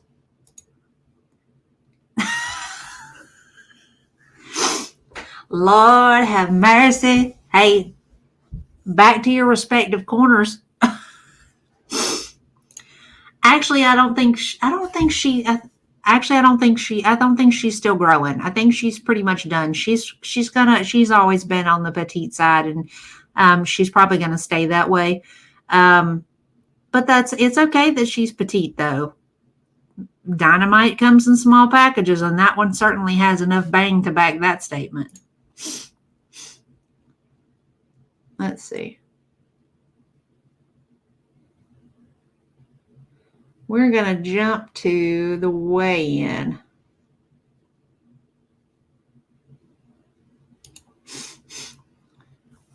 Patrice has a meeting in 10 to verify goals Damn for it. the third quarter. She doesn't have time for more True numbers, that. so she reaches That's because she done spent a lot of time around you. Ratio. For less calculation and more satisfaction. Ratio. We do the math. So I despise Get styled with YouTube Stitch ads. Fix. First, tell us how you like clothes to fit, how much you want to spend, and gotten right back on track, so I'm excited to see her weigh in and total lost. True enough. You're the guy with the gun, the person who would do anything to protect the All right, now. But did you know you could go to jail for some? This is working my nerves. Mother fricker. I will not be defeated. Thank you very much. There we go. The 21st of July, another week down. I totally stayed on track this week. Feeling loads better. I'm just got a lot of energy right now, and trying to find stuff to do with myself during the day. So I made 2 meals over the last couple of days. Lots of veggies in there. I had some Brussels sprouts, which I had been craving, and I was still under calories yesterday by 300. So kind of neat. So intermittent fasting, basically, OMAD, 1 meal a day, plus calorie deficit. I'm not trying to brag. I'm really not. I'm just very, very proud of myself. It's Friday, July 21st, and I'm about to do a weekly weigh-in. 411.4 pounds. 411.4. She's going down, down, down. Wow, Candy, good for you. Even after a major slip-up last week, she didn't let it discourage her. Didn't use it as an excuse to give up, and it paid off. What a... See, and I like Candy. Candy is a very sweet lady, and that's part of the reason why not a lot of people give her any issue based on her, the weight situation. Because again, people, well, you're gonna really appreciate that when you turn 40 and you still look like you're 20. Okay, so it might seem like an imposition now, but it's gonna be a benefit to you later. So just take a breath. Candy is actually a very, very nice lady, and I am really proud of her and the fact that she's able to accomplish so much. I mean, I was really worried at the very beginning, and I made a video about it saying that she needed to make sure that she was working with some sort of medical team to help her keep track of her health status and to make sure that she's not developing any secondary problems from the way that she was eating. But it seems to be working for her so far. So I really can't be mad about that. Everybody has what works for them. Something that she was talking about doing has been something that I've been doing. I've been on intermittent fasting for since February, the beginning of February. And I went from 244 and some change to I am now 201 and some change. So, I mean, here it is, and I've lost 43 pounds, and I'm a hairbreadth away from being back in Wonderland again. I didn't want to share that, Heather, but I'm glad that you did, because, I did not believe in putting anybody's business out there.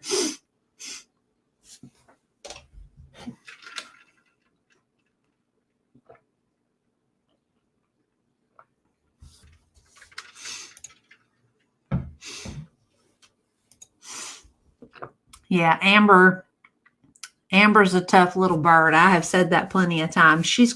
And I've even said it to her that she's so worried at 17 years old about her life and where it's going and what she wants to be when she grows up. And I've told her that even though it's normal for her to wonder those things, that she actually has a really great life ahead of her, that there is no question at all about that.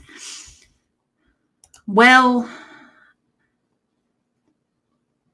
to tell you the God's honest truth, I titled it as such that I have two of my real world friends who have shown up in the chat simply because they saw me live, and they are not familiar with Gorlworld or the figures of Gorlworld. So we're giving them like a crash course introduction to all our main figures: Foodie, Hungry Fat Chick, and I'm fixing to get into Amber a little bit, even though Amber is boring as hell, just so that they know who it is that I'm talking about, because they follow my channel. They just really have been keeping up more with my personal videos versus the Gorlworld content, because they didn't know who we were talking about.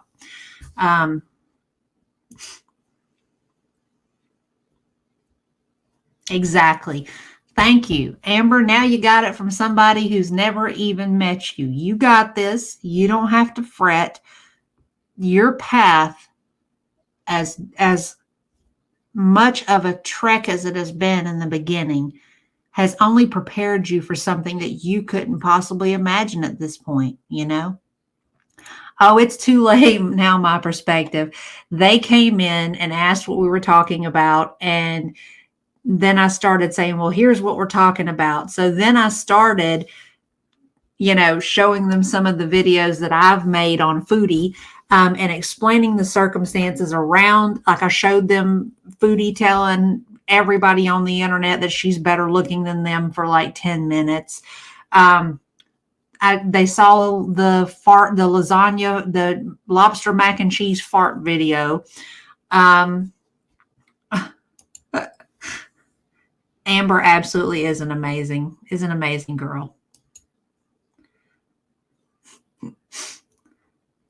It's a little too late already. That both Heather and Amber are both ready to knock Foodie's block off. They've both already said, this woman needs to be in jail. This woman is disgusting.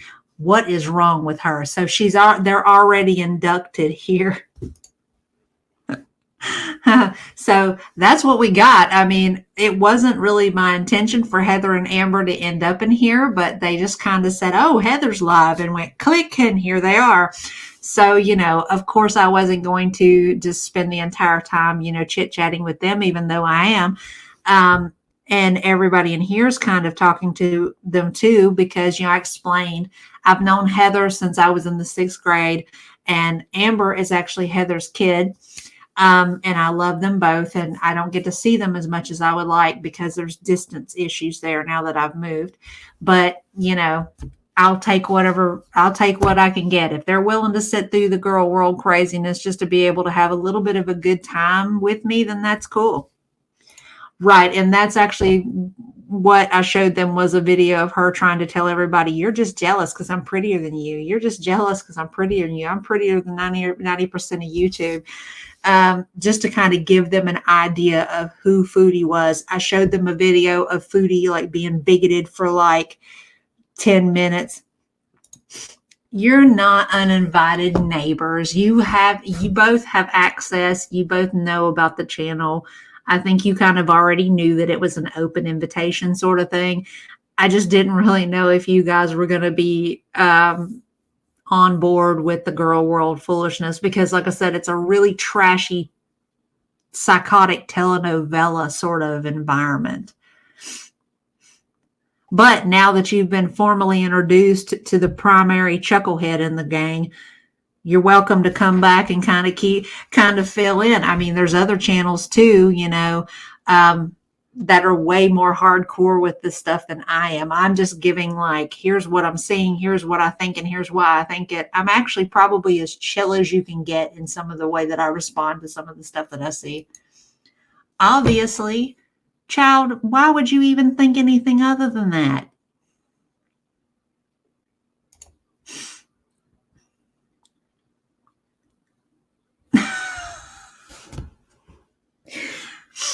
What, did they get involved in any of the girl world stuff?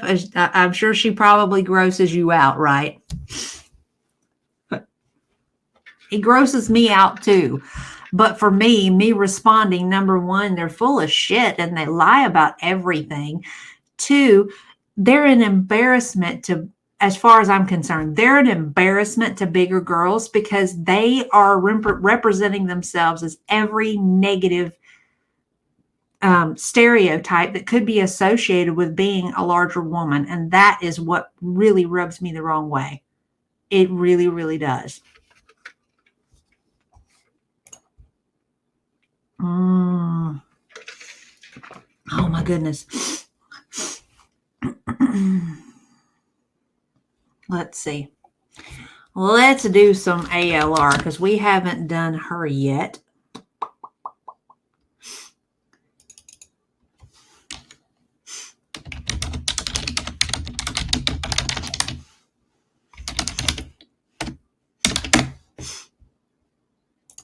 True enough, but the funkle brain done got a hold of Foodie, and she don't seem to think that being a decent person matters at all. For her, it's more about what she can get out of being around you or her association with you. That's all. Yes, I know. Big up to Amber.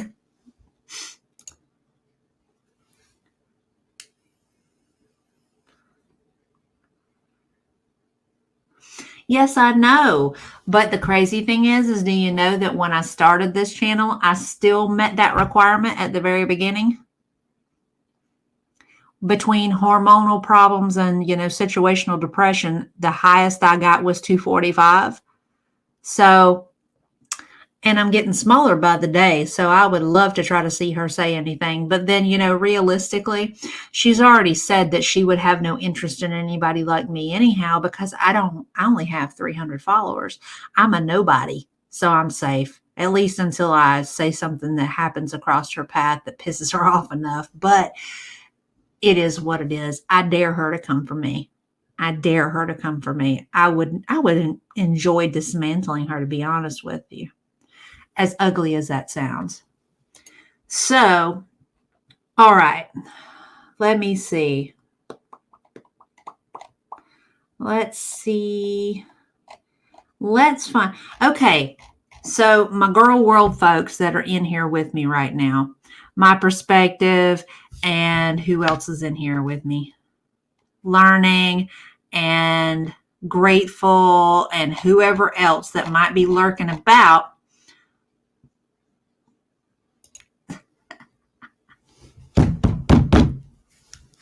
See, and y'all, this right here is why Heather is one of my best friends, because she has never gave a damn ever what people think. Thank you. I didn't choose them. They came with the body. They're standard.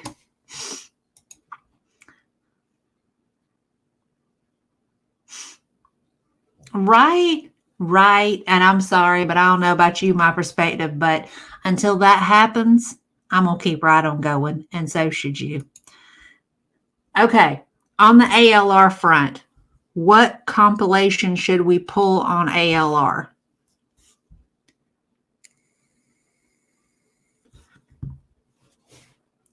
Actually, I'll tell you what I would love to do, Heather, at some point when I come over there again.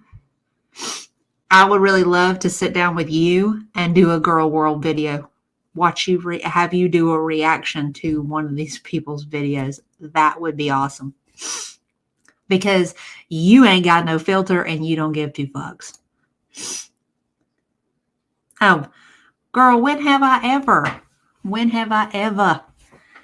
Hell, girl, you remember me at 350 pounds? I didn't give a shit. I said exactly what I thought. If you didn't like it, you could go away.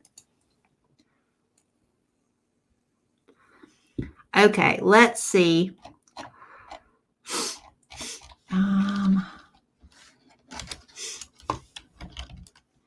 Q-U-R-T, quirky. Oh, hell. Absolutely. Okay, so, Amberlynn Reed is the next one. And Amberlynn is actually just as bad as Foodie. The difference is that she's not a full-on out-and-out bigot.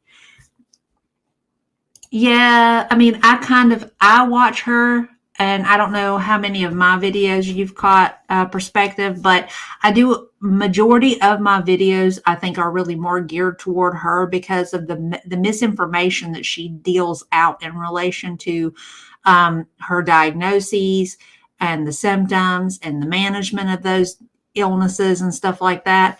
But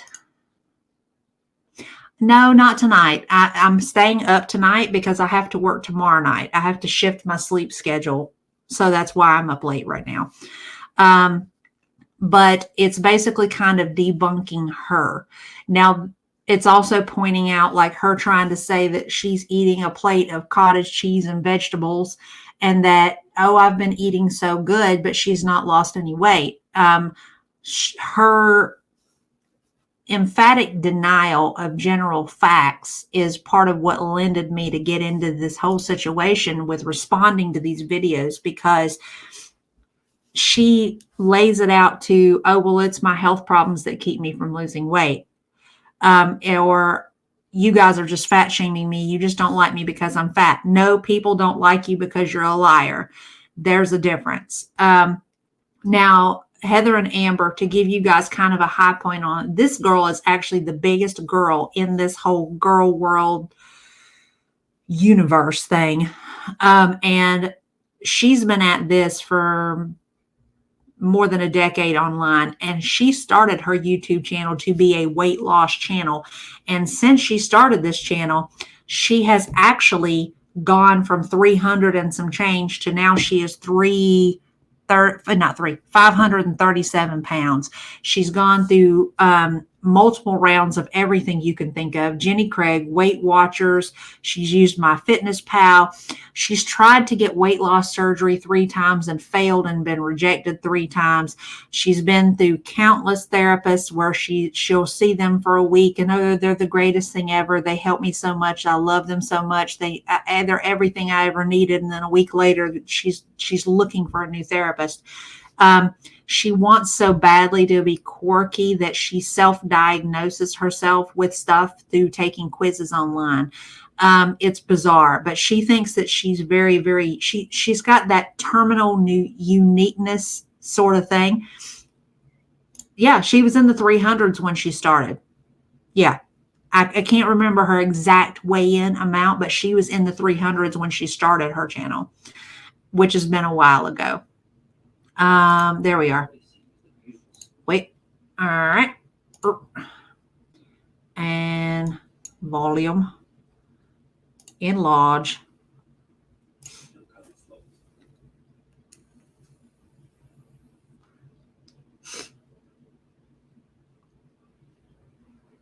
Sorry, Heather. If I wanted more money, I'd be making foosball money. Agreed.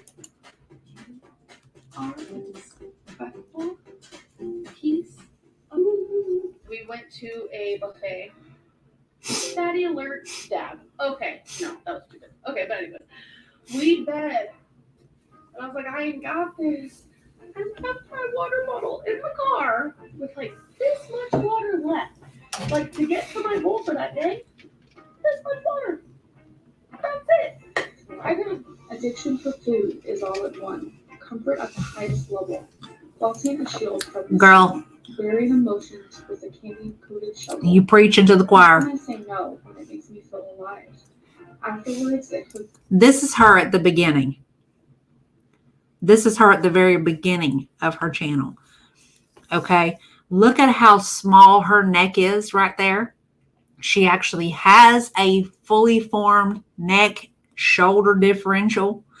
And over time, you will see in different clips where even her face balloons out. Her neck is pretty much gone, all of that. And I have been saying over and over and over again, the only thing that will save this girl right here now, after everything that she's done, is it's going to take inpatient to save her. And that's really going to be the only thing. But she'll never do it because realistically, she makes her money on YouTube only. She doesn't have any education. She doesn't have any marketable skills. She's only done 2 part-time jobs as an adult. That's basically it. And she considers those hard work, even though they were literally just part-time jobs where she was seated most of the time frame she was working. Her utilizing this situation as a method to make money, she'll never relinquish control over her ability to video. And that's what's going to stop her from ever going into inpatient. She would probably rather die, and she probably will die before she ever gets around to actually helping herself. It's like a night. Issues upon issues. Struggling with life. Casting a shadow. Such a horrible price. Addiction makes me insane. This is my world, not a game. Bitter aftertaste. Still it never goes to waste. Sorrow creeping in from temptation. Guilt eroding for no hesitation. Wanting to be free from such an addiction to me. Free like a bird, maybe a pigeon. Free like a bird, maybe a pigeon. Free like a bird, maybe a pigeon. In pajamas. I'm in my Victoria's Secret pajamas. Like, don't judge me. Like, oh, my pajamas. I happen to be wearing mine on video right now. So first it was a whale, and then it was a dog running, and then a dog laying down, and now it just looks like nothing. Like, do you guys ever look at clouds like that? I know it's like so random. Like, okay, this. That's weird. Are you guys ready? We have orange chicken. I am so I'm kind of in amazement with how good it smells. You can tell that the orange zest is completely from the earth. So I'm just gonna dive right in. I do use my fingers. I know that about you. And honestly, I have faith that as you sort through everything, that you're going to get back to a place where you can actually start to see the end result in relation to your body, because your body and your mental state they're correlative. You know, that's one is obviously affected by the other and vice versa. I mean, you have like this slippery slope sort of thing where your weight's not good, so your mental health is declined because of your weight not being good, which makes you gain more weight, which makes your mental health even worse. So you're it kind of plays off of each other. And I mean, with everything that you've been doing, I mean, I know it's a battle, Heather, but nothing, you already know it's going to be worth it. And you've already been making strides. Just keep doing it. I got faith in you.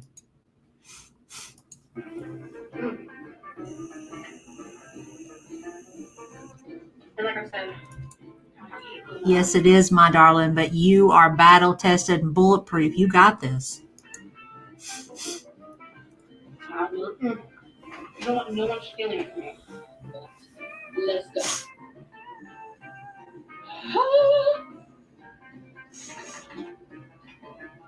You wash my hair. I know a lot of you are like, why do you wear your hair up? Do you not wash your hair? I do. I just don't brush it. She thinks I'm her mother. Sorry for my hair. I haven't done anything with it at all. This is how I woke up, girl. Not cute.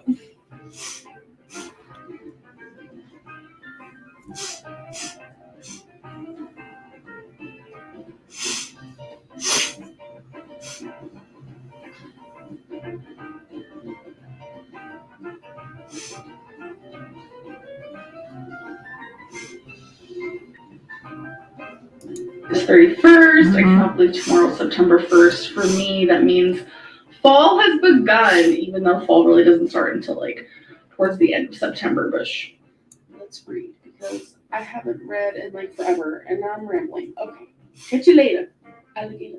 After I cut it out. I scared me. I'm ready. Cat ears, rose cat ears on fleek. So I'm ready. It's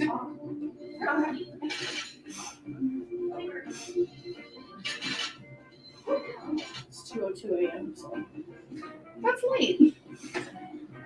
What? It is literally flooding. Hi, cowboy dog. Good to see ya.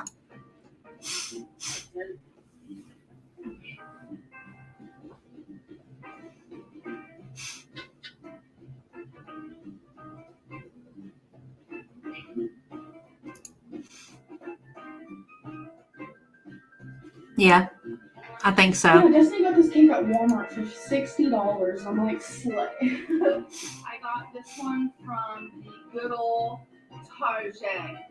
Black pants on point. Shoes. I know, I'm going to get them. Bam, bam, bam, bam, bam. I don't really see where. Okay. Fashion, jewelry, and stuff. I know this is for a child. I get that. You don't have to point that out anywhere. But yeah, this is what I've been wearing all day. I was like, I'm gonna wear this, but now I'm like, I'm not. So quick outfit change. Quick outfit change. I do need to choose earrings though, of course.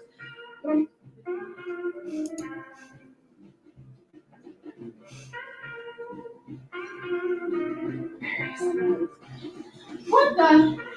I get signs down. Happy birthday. Okay. That really is not really as quirky as she seems to want to be, but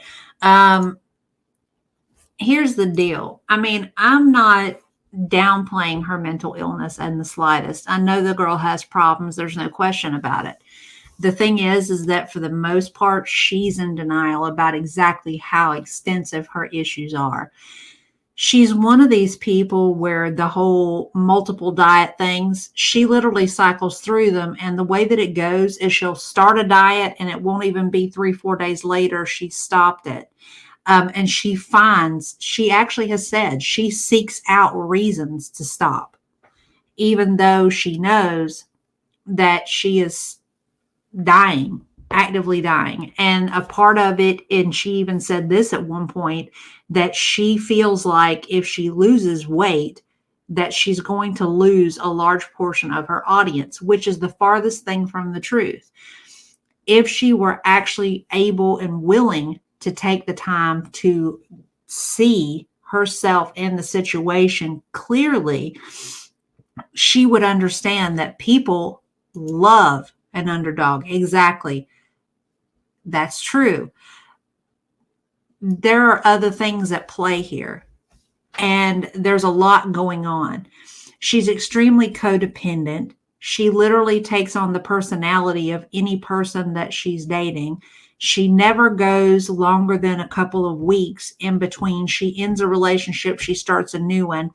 She has a lot of past trauma that she has not formally unpacked and set aside. You feel me? She doesn't really have a clear view of the situation because she uses a lot of this stuff as a monetary, it's being reinforced monetarily through the channel. And there have been plenty of people that have told her that if she will get help and do the work to actually help herself, that her view counts and her subscriber count would probably shoot through the roof, because a lot of the problems that she deals with are shared problems by a lot of people, not just the obesity. And she will say, I'm going to do it. And she's her and the first girl that we talked about, they're both great at planning. I'm going to do this. I'm going to count calories. I'm going to intermittent fast. I'm going to do Weight Watchers. I'm going to do. They're great at the planning part because, they get that dopamine hit from the planning part, but the follow through on it is the issue for both of them. The second lady, Candy has binge eating disorder and a lot of the same issues that the other two have. The difference is Candy has finally got to a point where she wants to change, and she's tired of being the way that she is, and she's tired of feeling the way that she is.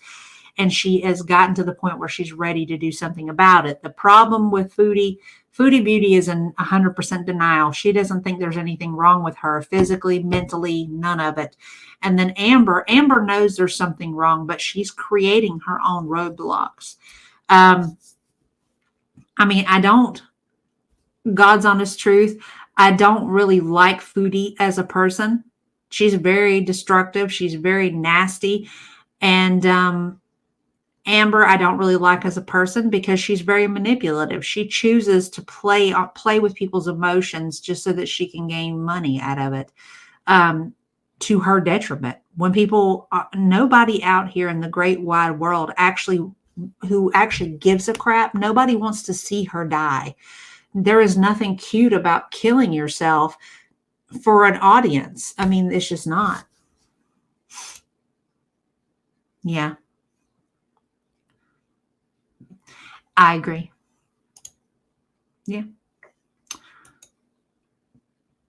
Okay. So I'm trying to think. My perspective, is there anybody else from the girl world sphere that I might have left out that I didn't hit upon? I got Amber, I got Candy, I got Foodie. Is there anybody I'm missing? Those are the main three.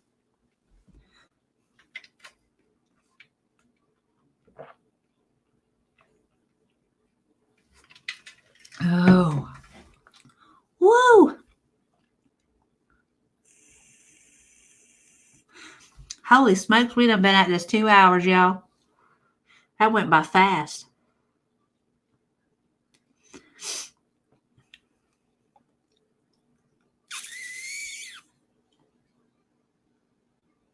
Oh. For anybody out there interested, actually, Heather and Amber, I'm going to be over there in y'all's neck of the woods this weekend. I work tomorrow night, but I'm off Saturday because me and my cousin are coming over to see Skillet at Wild Adventures. Yeah. I kind of sort of touched on Pete's. I touched on Nader just a tiny bit. I touched on Sala a tiny bit. Kind of when we were talking about, I talked about the Cyrax and Foodie being a pedo sympathizer and stuff like that. I played the video that I did on Foodie where it talked about each one of those, and I would pause it and kind of give them extra details on them so that they understood who these people kind of were to her. Young lady, by the time I get over there, it's going to be late in the evening. We're going to be going probably straight to the concert. And by the time it's done, it's going to be after midnight. Are you going to be awake? Well, I don't know if they're going to be regular sorts of,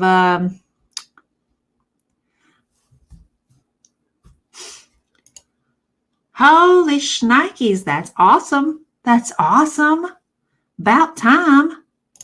Heather, you see that?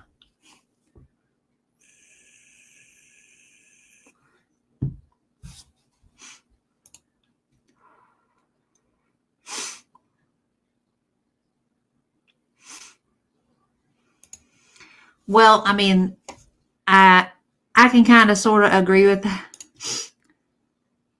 No, don't do them like that. Don't do them like that. Don't do them like that. Number one, Heather would be an entirely different beast than Heather Colonna. Heather Colonna is a trip and a half. Yeah, between the two of us, we used to be Heather 1 and Heather 2 when we were always together. Oh, I'm coming over to see Skillet. I don't know if you're familiar with them.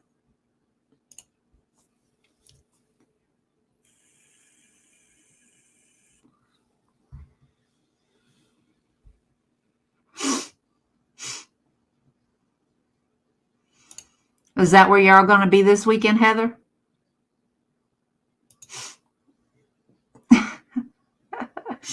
Well, we kind of had to do that because she was always at my house, or I was always at her house, or we were always out together. So it was like, that was something that her mom started, Heather 1 and Heather 2. So, you know, we used to have that happen a lot. Really? Hang on. Let me give you an introduction. Okay. So most well-known song by them is Monster. And it got played it got played all over the radio for the longest time. Hang on. It was real big on a lot of the rock stations, but that was really their only one that really got a lot of play. But they're a Christian rock group, and you would never know it by looking at them. I'm only going to play. It's totally fine. It's totally fine, Heather. I wasn't mad. Okay, that was actually the one that gets played the most.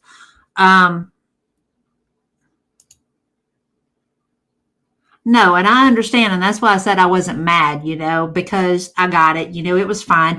And even then, I mean, even though I got my dad's cousin to try to go with me. I don't know if you saw the video on that, Heather, but even that didn't work out. I ended up going by myself, and I met a girl there that was talking to me, and some drunk fuck plowed into her, and he knocked her phone out of her hand, and it skidded into a puddle.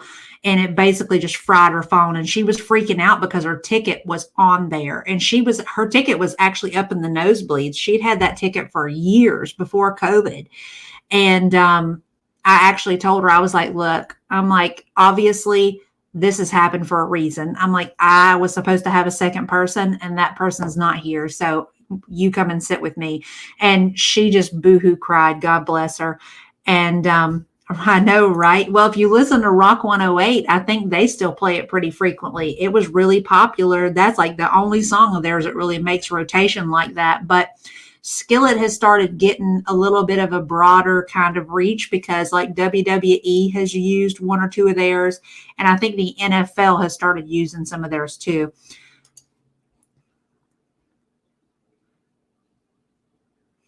Well, I mean, there are other ones that they've got that I like better than this one. But I'm going to tell you, they put on an amazing, amazing, amazing show. I have seen them. This will probably be the 4th or 5th year straight that I've seen them, because the venue that we're seeing them at is actually one of the places that they used to go to before they actually caught traction. So this right here, this group, this will be the 13th time that they've been here. Good night, Perspective. You take care of yourself. See you on the next go around, love. But probably my favorite one would be Stars. And if you've ever seen the movie The Lake, wait, I think it's The Lake.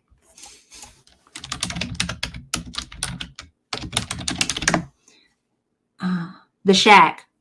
That's the movie. The Shack. It's got Tim McGraw in it, but they did a song called Stars, and the original version is actually really beautiful to me.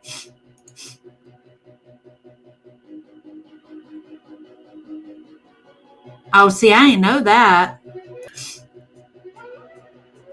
I like Newsboys too, but only just a couple of their songs. But Skillet, there hasn't been really anything that they've ever put out that I didn't like. Stars. I dare not play an entire song on here just because of, getting copyrighted. But that is absolutely an amazing song.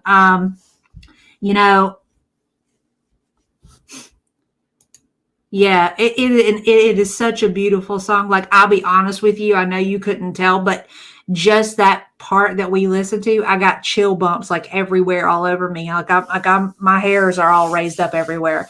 And add to it, it never fails.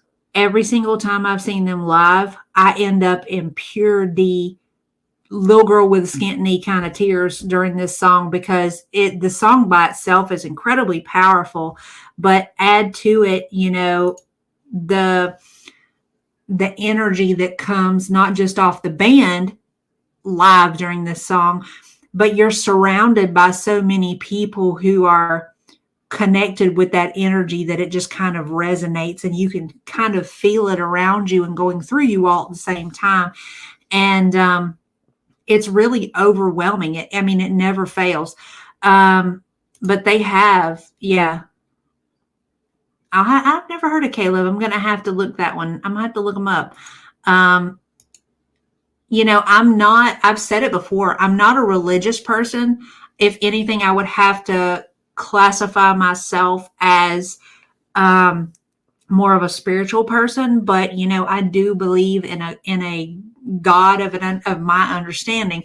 So just being able to have that spiritual connection that strong, because I can guarantee, like, when we go to the concert this weekend, just like it has been any other time, it's been all church groups and youth groups and stuff like that, and the overwhelming collection of faith and worship in that one place, it is so overwhelming, to the point where you just kind of, oh, I didn't realize that. I thought it was a group. My bad. I'm sorry.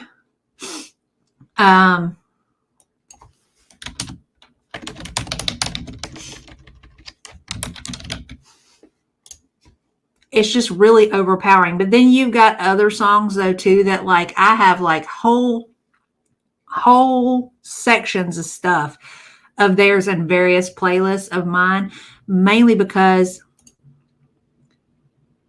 yes, absolutely, 100%. It is entirely, it's a next level sort of experience.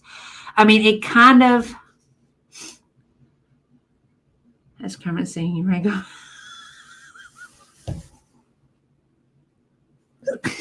Hey, I'm not mad at you, Heather. Whatever makes you happy, darling. If it makes you feel good, do it. But that whole Skillet thing for me, it just gets me. I'll give you one more example. This one it doesn't come across like a Christian song because of the way the music plays out, but who cares? It is enough to pump you up and to make you feel like you can do anything.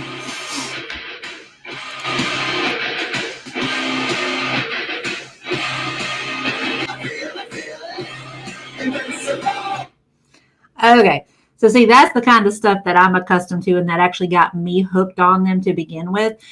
I can't even think of specifically what song, but that same vein though. It's like uplifting, empowerment, full on rock out. You know what I'm saying?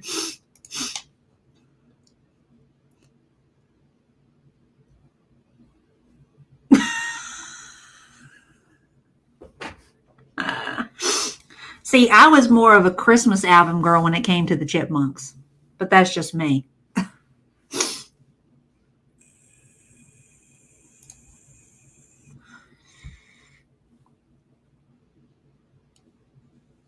Hey, Heather, you're not going to guess what I found.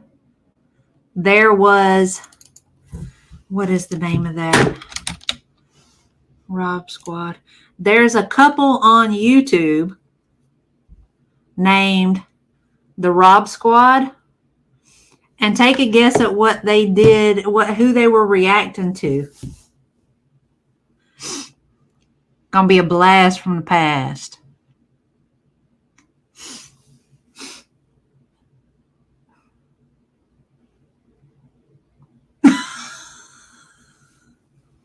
See, I don't get stuck like that. I might get stuck for like a week and then I'll play it so damn much that I got to shuffle it into rotation and switch to something else. But let me show you what this crew, these folks here were reacting to, because I was like, are you kidding me? Let me show you what they were reacting to. Turn on that post notification bell so you never miss a video. Let's check out some.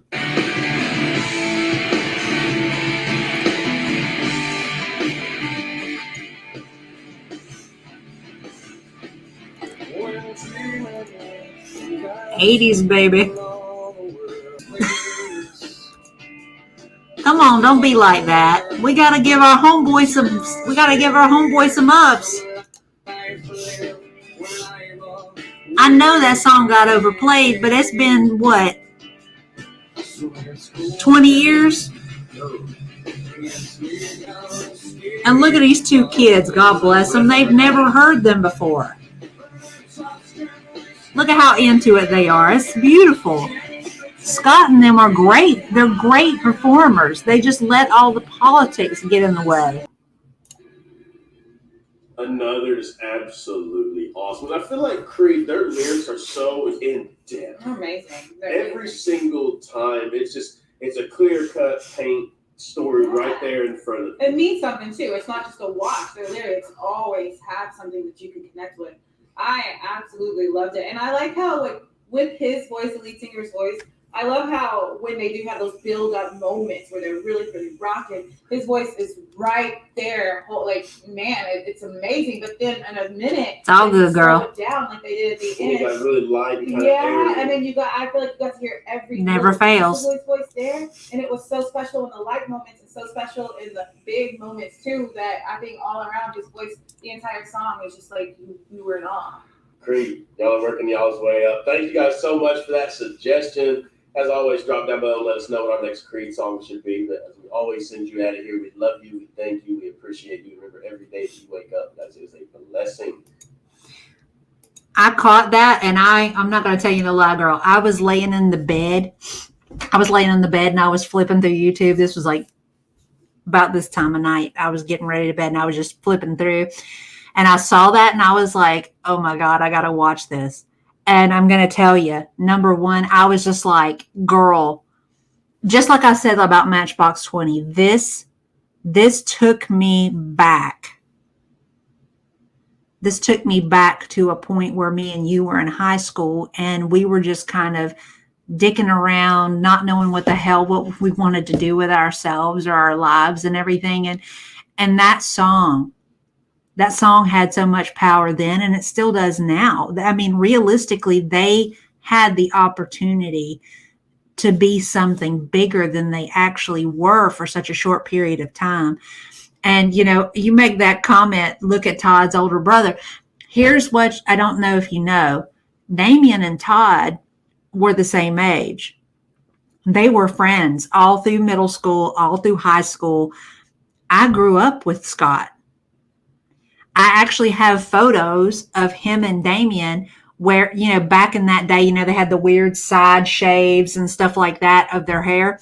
They would split a bottle of hair color. So there's pictures of me and Scott and Damien playing Monopoly while they're sitting there waiting for their hair color to set. It's hysterical.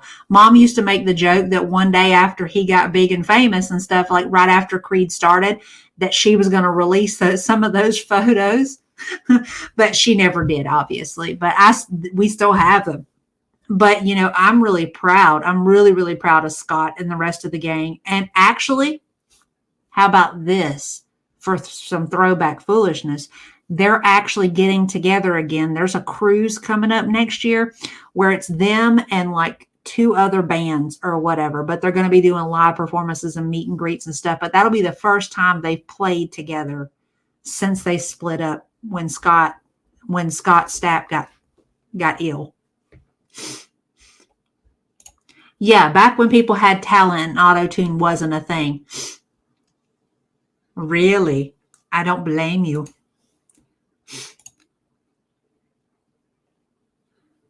Yep. See, me and Heather were class of 98, so we weren't far behind you there, gal. Yeah. Yeah, well, not a lot of people know that, that was just one of those things.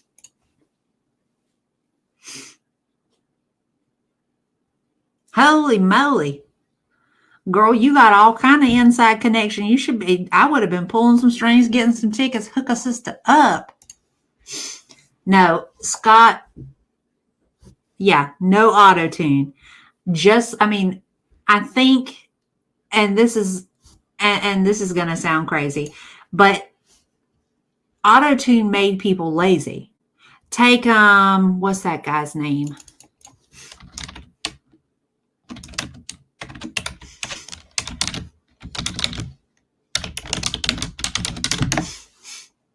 Okay.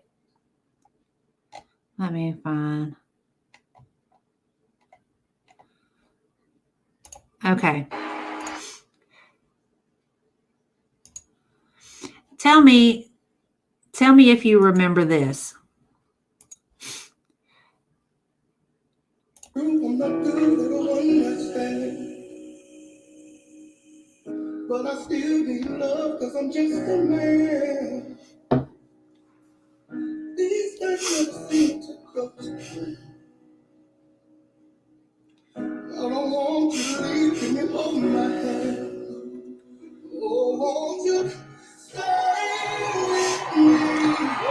Everybody struggled for ages trying to figure out who this was. And he is an amazing singer. So it's really wild to me, people's reactions when he was unmasked. That dude right there's got some pipes.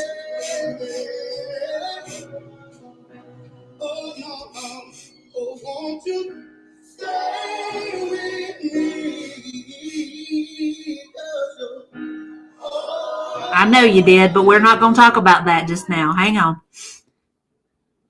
So, I don't know if I know Heather knows, but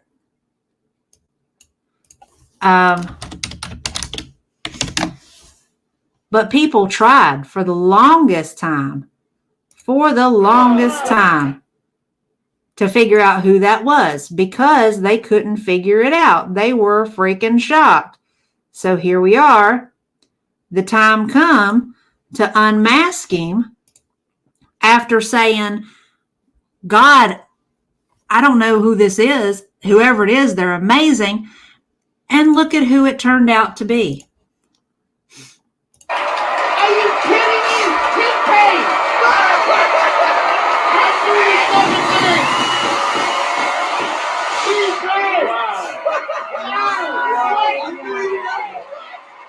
Wow. My man. Yo. You should be so proud of yourself. This man's musical journey is amazing. Grammy Award winning singer, songwriter, performer, producer. For people only thinking that you have the skills to sing through auto-tune. I think you proved the world wrong on this show right here on this stage. Okay, so people sat there and listened to T-Pain this entire time, not having any idea it was him. And the problem is this. T-Pain does not sound like T-Pain when he sings. See? Autotune has completely thrown off anything that would regard talent. I mean, T-Pain could have made that song without the autotune and it would have been just as great. But the necessity for them to take and modify the voices used and everything is kind of distorted music so much that it makes finding true talent really, really hard to acknowledge. There is a lot of people that we have right now that are multi-millionaire, multi-platinum artists who can barely sing a note, but they're auto-tuned so damn hard that it makes them sound good. It takes talent as a whole completely out of play. Which is really sad because the further along we get into the auto-tuning and the electronical and the AI manipulation of things, eventually it's going to take the human voice out of it altogether because that's being done already too. There's whole songs that have been created by AI that you would never know were not being sung by an actual person. It's really wild to me. Mainly because, I mean, the human spirit is communicated through creation, whether it be painting, singing, acting. Those are things that you may connect with simply by hearing them, sure, but there's an emotion that's being transmitted there that would be lacking, in my opinion, through AI. I haven't heard that. I'm going to have to look it up. Yeah. I'll be truthful with you. I haven't watched it in a couple of seasons because it got a little redundant to me. I tried, like the last season that I watched, I think had, what's that chick's name? The Bumblebee in it. And me and Daniel were watching it. We were doing like get together, eat dinner or whatever. And, we would watch it. And Daniel was so analytical about things that I couldn't actually have discussions with him about it. It kind of threw me off. An entire T-Pain. Is it the cover? It's got to be the cover album. Don't Stop Believing on top of the covers. That's Life. Tennessee Whiskey. Stay With Me.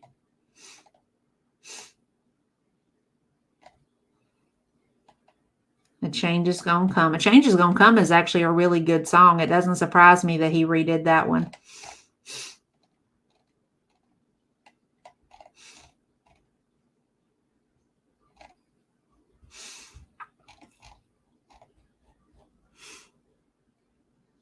Definitely going to be listening to those because, like, holy crap, Don't Stop Believing. Are you kidding me? Hang on a minute. We're going to have to, this is going to be a live reaction. Small town girl, living in a lonely world. Cigarette smoking room, smell of wine and tea perfume. I don't know if I jive with that cover, but you know, it's all right for what it is. But you know, nobody could ever match up to Steve Perry on that song. You know, yeah, they went a little heavy on the auto tuning, and that's what I was saying. I think realistically, if they would start doing away with that and start relying on actual talent, they would probably get a better response. I mean, the auto tune does help with certain things, but I mean, the entire song shouldn't be auto tuned, in my opinion. I mean, you've got that. Okay, compared to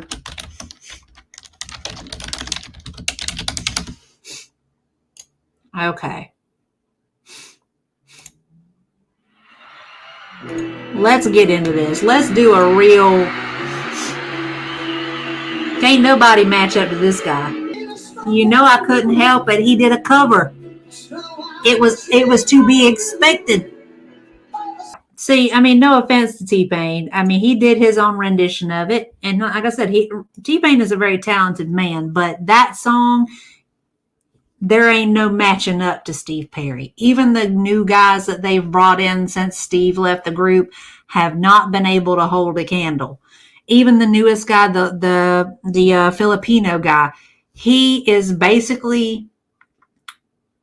singing like he's trying to sound like Steve, and he's trying and he's giving it his effort, and I will give him that much. But he is not Steve and will not be Steve. There is only one Steve Perry and will always only be one Steve Perry. And Journey, in my opinion, and I am a little biased, Journey is not Journey without him, as far as I'm concerned. So yeah, I am a little biased.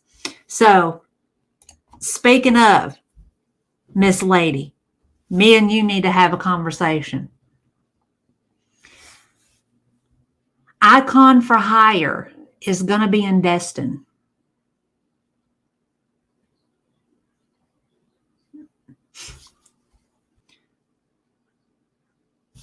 Let me backtrack to where I was at here, because that whole thing threw me off for a minute. It messed me up for a minute. So, talking about this, ma'am, let me run something by you. Do you know that Icon for Hire is supposed to be coming to Destin?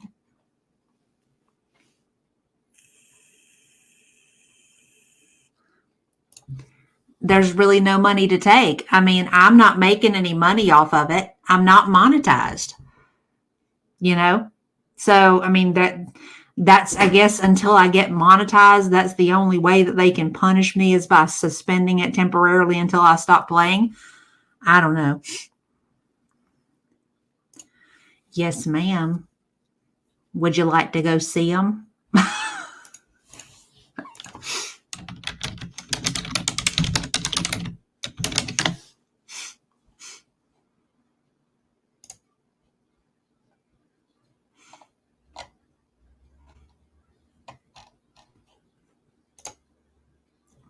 I know.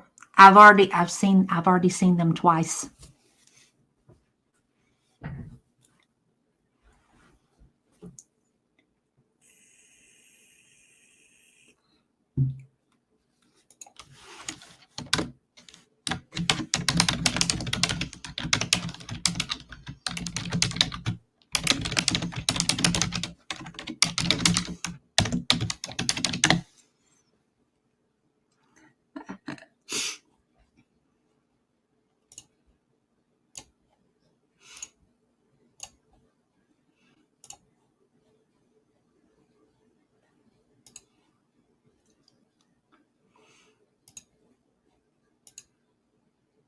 Okay, so should I just buy tickets and then remind you the week, like 2 weeks before?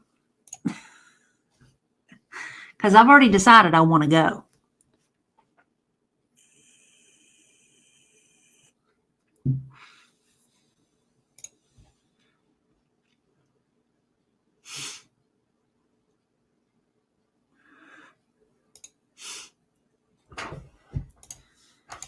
And truth be told, you see right here where it says table and VIP table?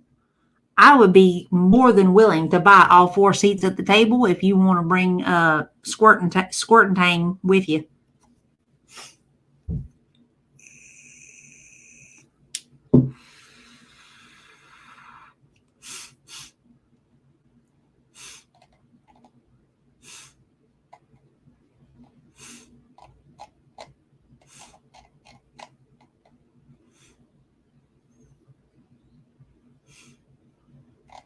See right here where it says table 2 right there? I'll buy that whole table if you want to do it. I'll gladly do it.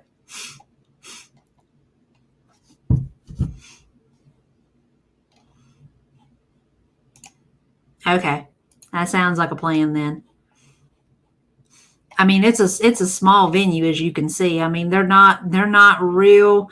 I mean, and look at this. All these tables, they make you have to buy all 4 seats at the table to be able to get the table. So most people are buying the standing room only, because they're only $18 for the standing room only right here, right there. So I have no question in my mind that there will probably be plenty of private tables left open at the end, the closer we get to it. When is that supposed to be? Do you know? Well, yeah. I've been calling you that. This is just the first time you've heard it.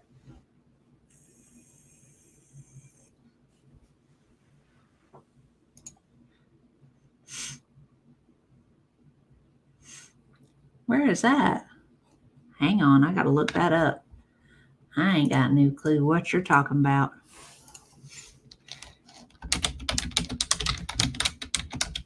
Oh hell, girl, is that you talking about the one in Orlando? Girl, that's a water park. Oh, okay. Oh, it's got animals. You got some animals. That's a long ass trip.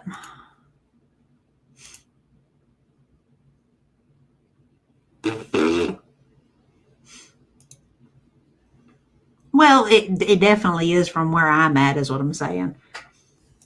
Good. Let me know what's going on so I can keep up with everything. That's a long trip from here. It would probably be faster for me to fly from here to Orlando than it would be for me to drive. Crazy as that sounds. Yeah, I know, but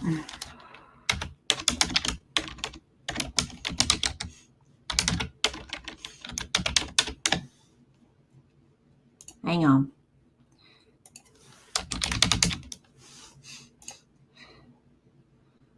Directions.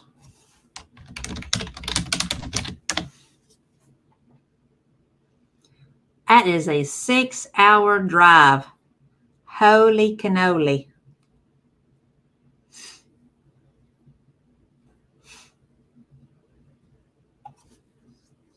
Six hours away, baby girl.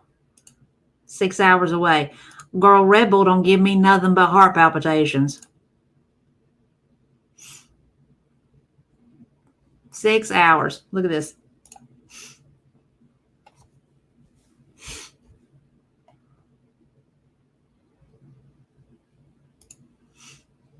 Yeah, I suppose I could. How long would we stay down there, though? Yeah. Amber, you just realizing this? What? Girl, hang on a second. Let me show you something, child. You didn't realize how far I moved away.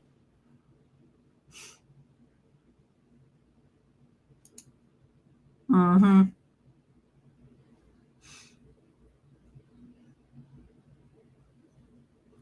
Amber, I'm in an entirely different time zone. You're so crazy. How long would we be staying in Orlando?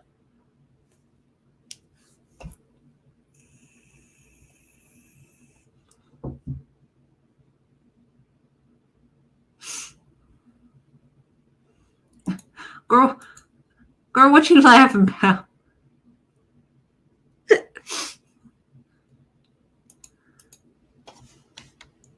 12:15 in the a.m. I am off by an hour.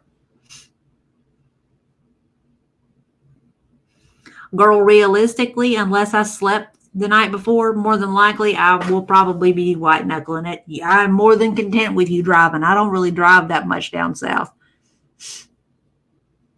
Well, I just ask, so that I can pre-plan because, I ain't got nobody that lives right here that can come over and feed my animals and stuff. So I have to plan accordingly.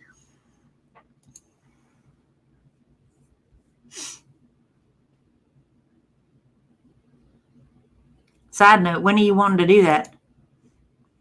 Yeah, I am. It is. No, it's not. I'm in Central. The time zone, Amber, the time zone changes in Bluntstown. Like Quincy, right past Quincy, past Chattahoochee, then you get over into, the same county that Bluntstown's at. It changes. It drops an hour. Lord.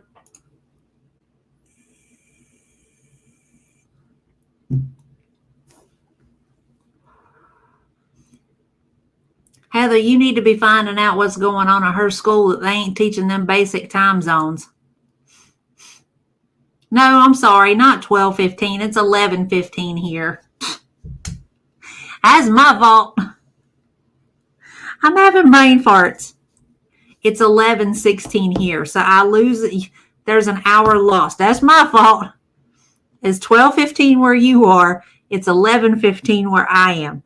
That was me having a brain fart because I was thinking about y'all's time zone. Don't pay any attention to me. I'm tired. I would have already went to bed if I didn't have to flip my sleep schedule.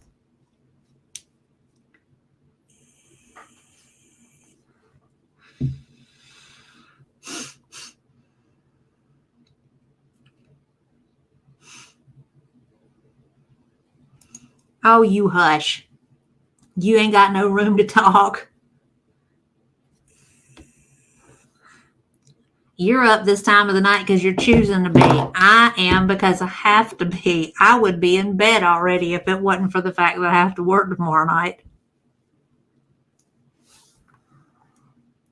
I'm probably going to have to take a nap shortly so that I can make it through till in the morning because I have a feeling if I don't, then I might fall asleep and sleep straight through. And I really don't want to have to be at work tomorrow night on no sleep.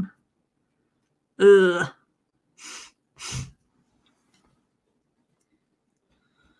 Oh, my goodness.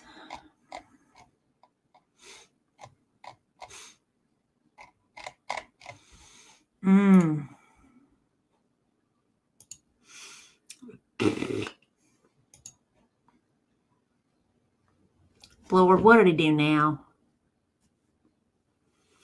Oh, I'll rephrase. What did he do? What did he do today?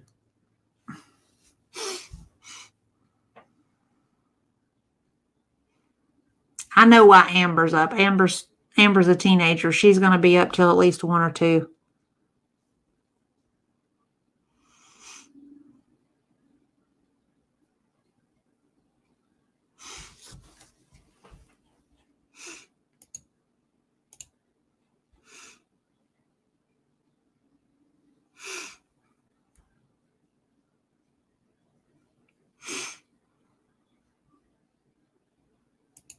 Well, close enough. You know what I mean.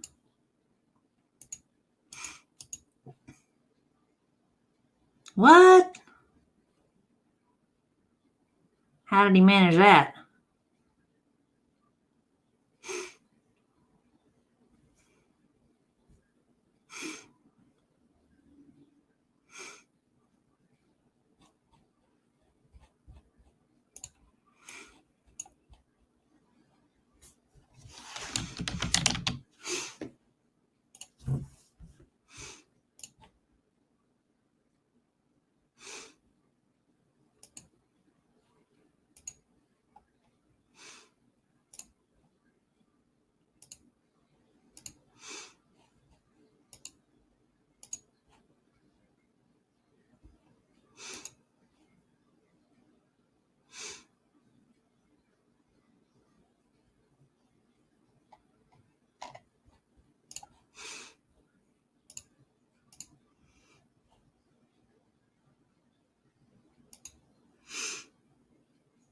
No joke. You should be working on that already. Girl. Oh, the joys of marriage. I'm not trying to be ugly, but I am so glad I'm not married anymore. I mean, don't get me wrong. I'm glad you are, and I'm glad it works for you, but good gracious. I'm going to tell you the God's honest truth. I don't miss it.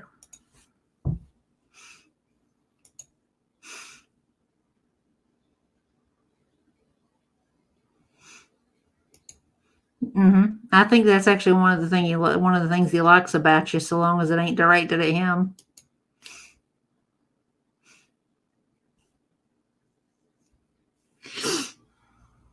Can't stay mad at him forever, though, Heather.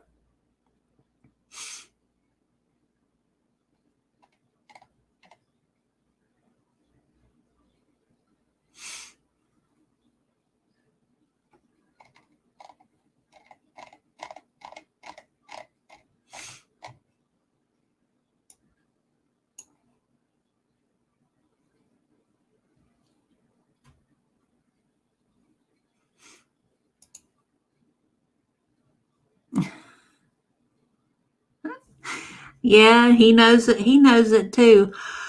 Oh, I don't even know why he thought that would be a good idea.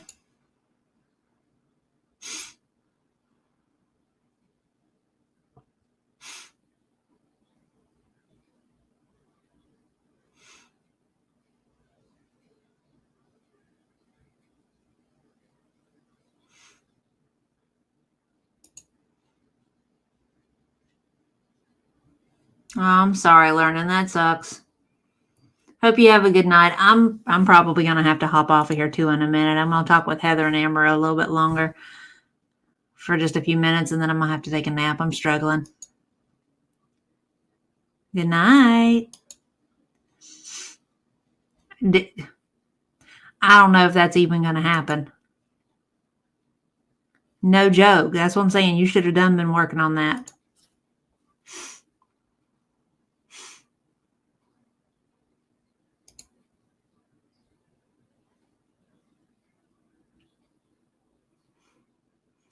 Because it's amusing to him because he's not at the receiving end of that. That's the only reason why. You know that. Excuse me. I got to look and see if this dang phone is charged. Yeah, 54%. That'll do. Learning's a very nice lady.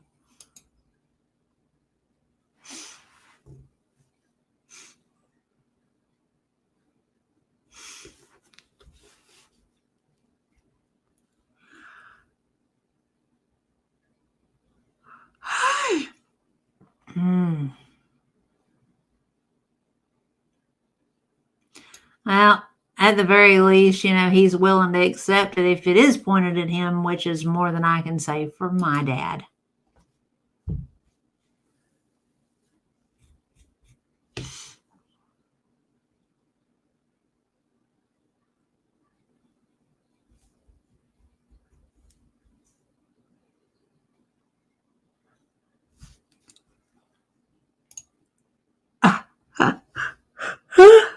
Yeah, I got to do something because, girl, yeah, that's a whole nother. We'll have to have a conversation about that. I don't even know what to make of him. Ain't none of this making no sense. Yeah, I think I am gonna go take a nap. Otherwise, I'm not gonna make it through tonight. I'm gonna end up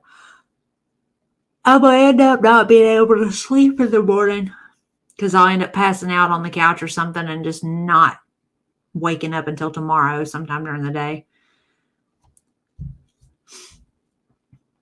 So I'm gonna be curious to see how everything plays. Well, I know, right? Only the face a mother could love.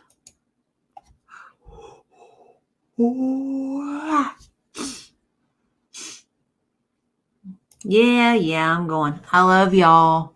Y'all be good. Everybody watching on replay, thanks for coming through. With y'all later. Bye, everybody.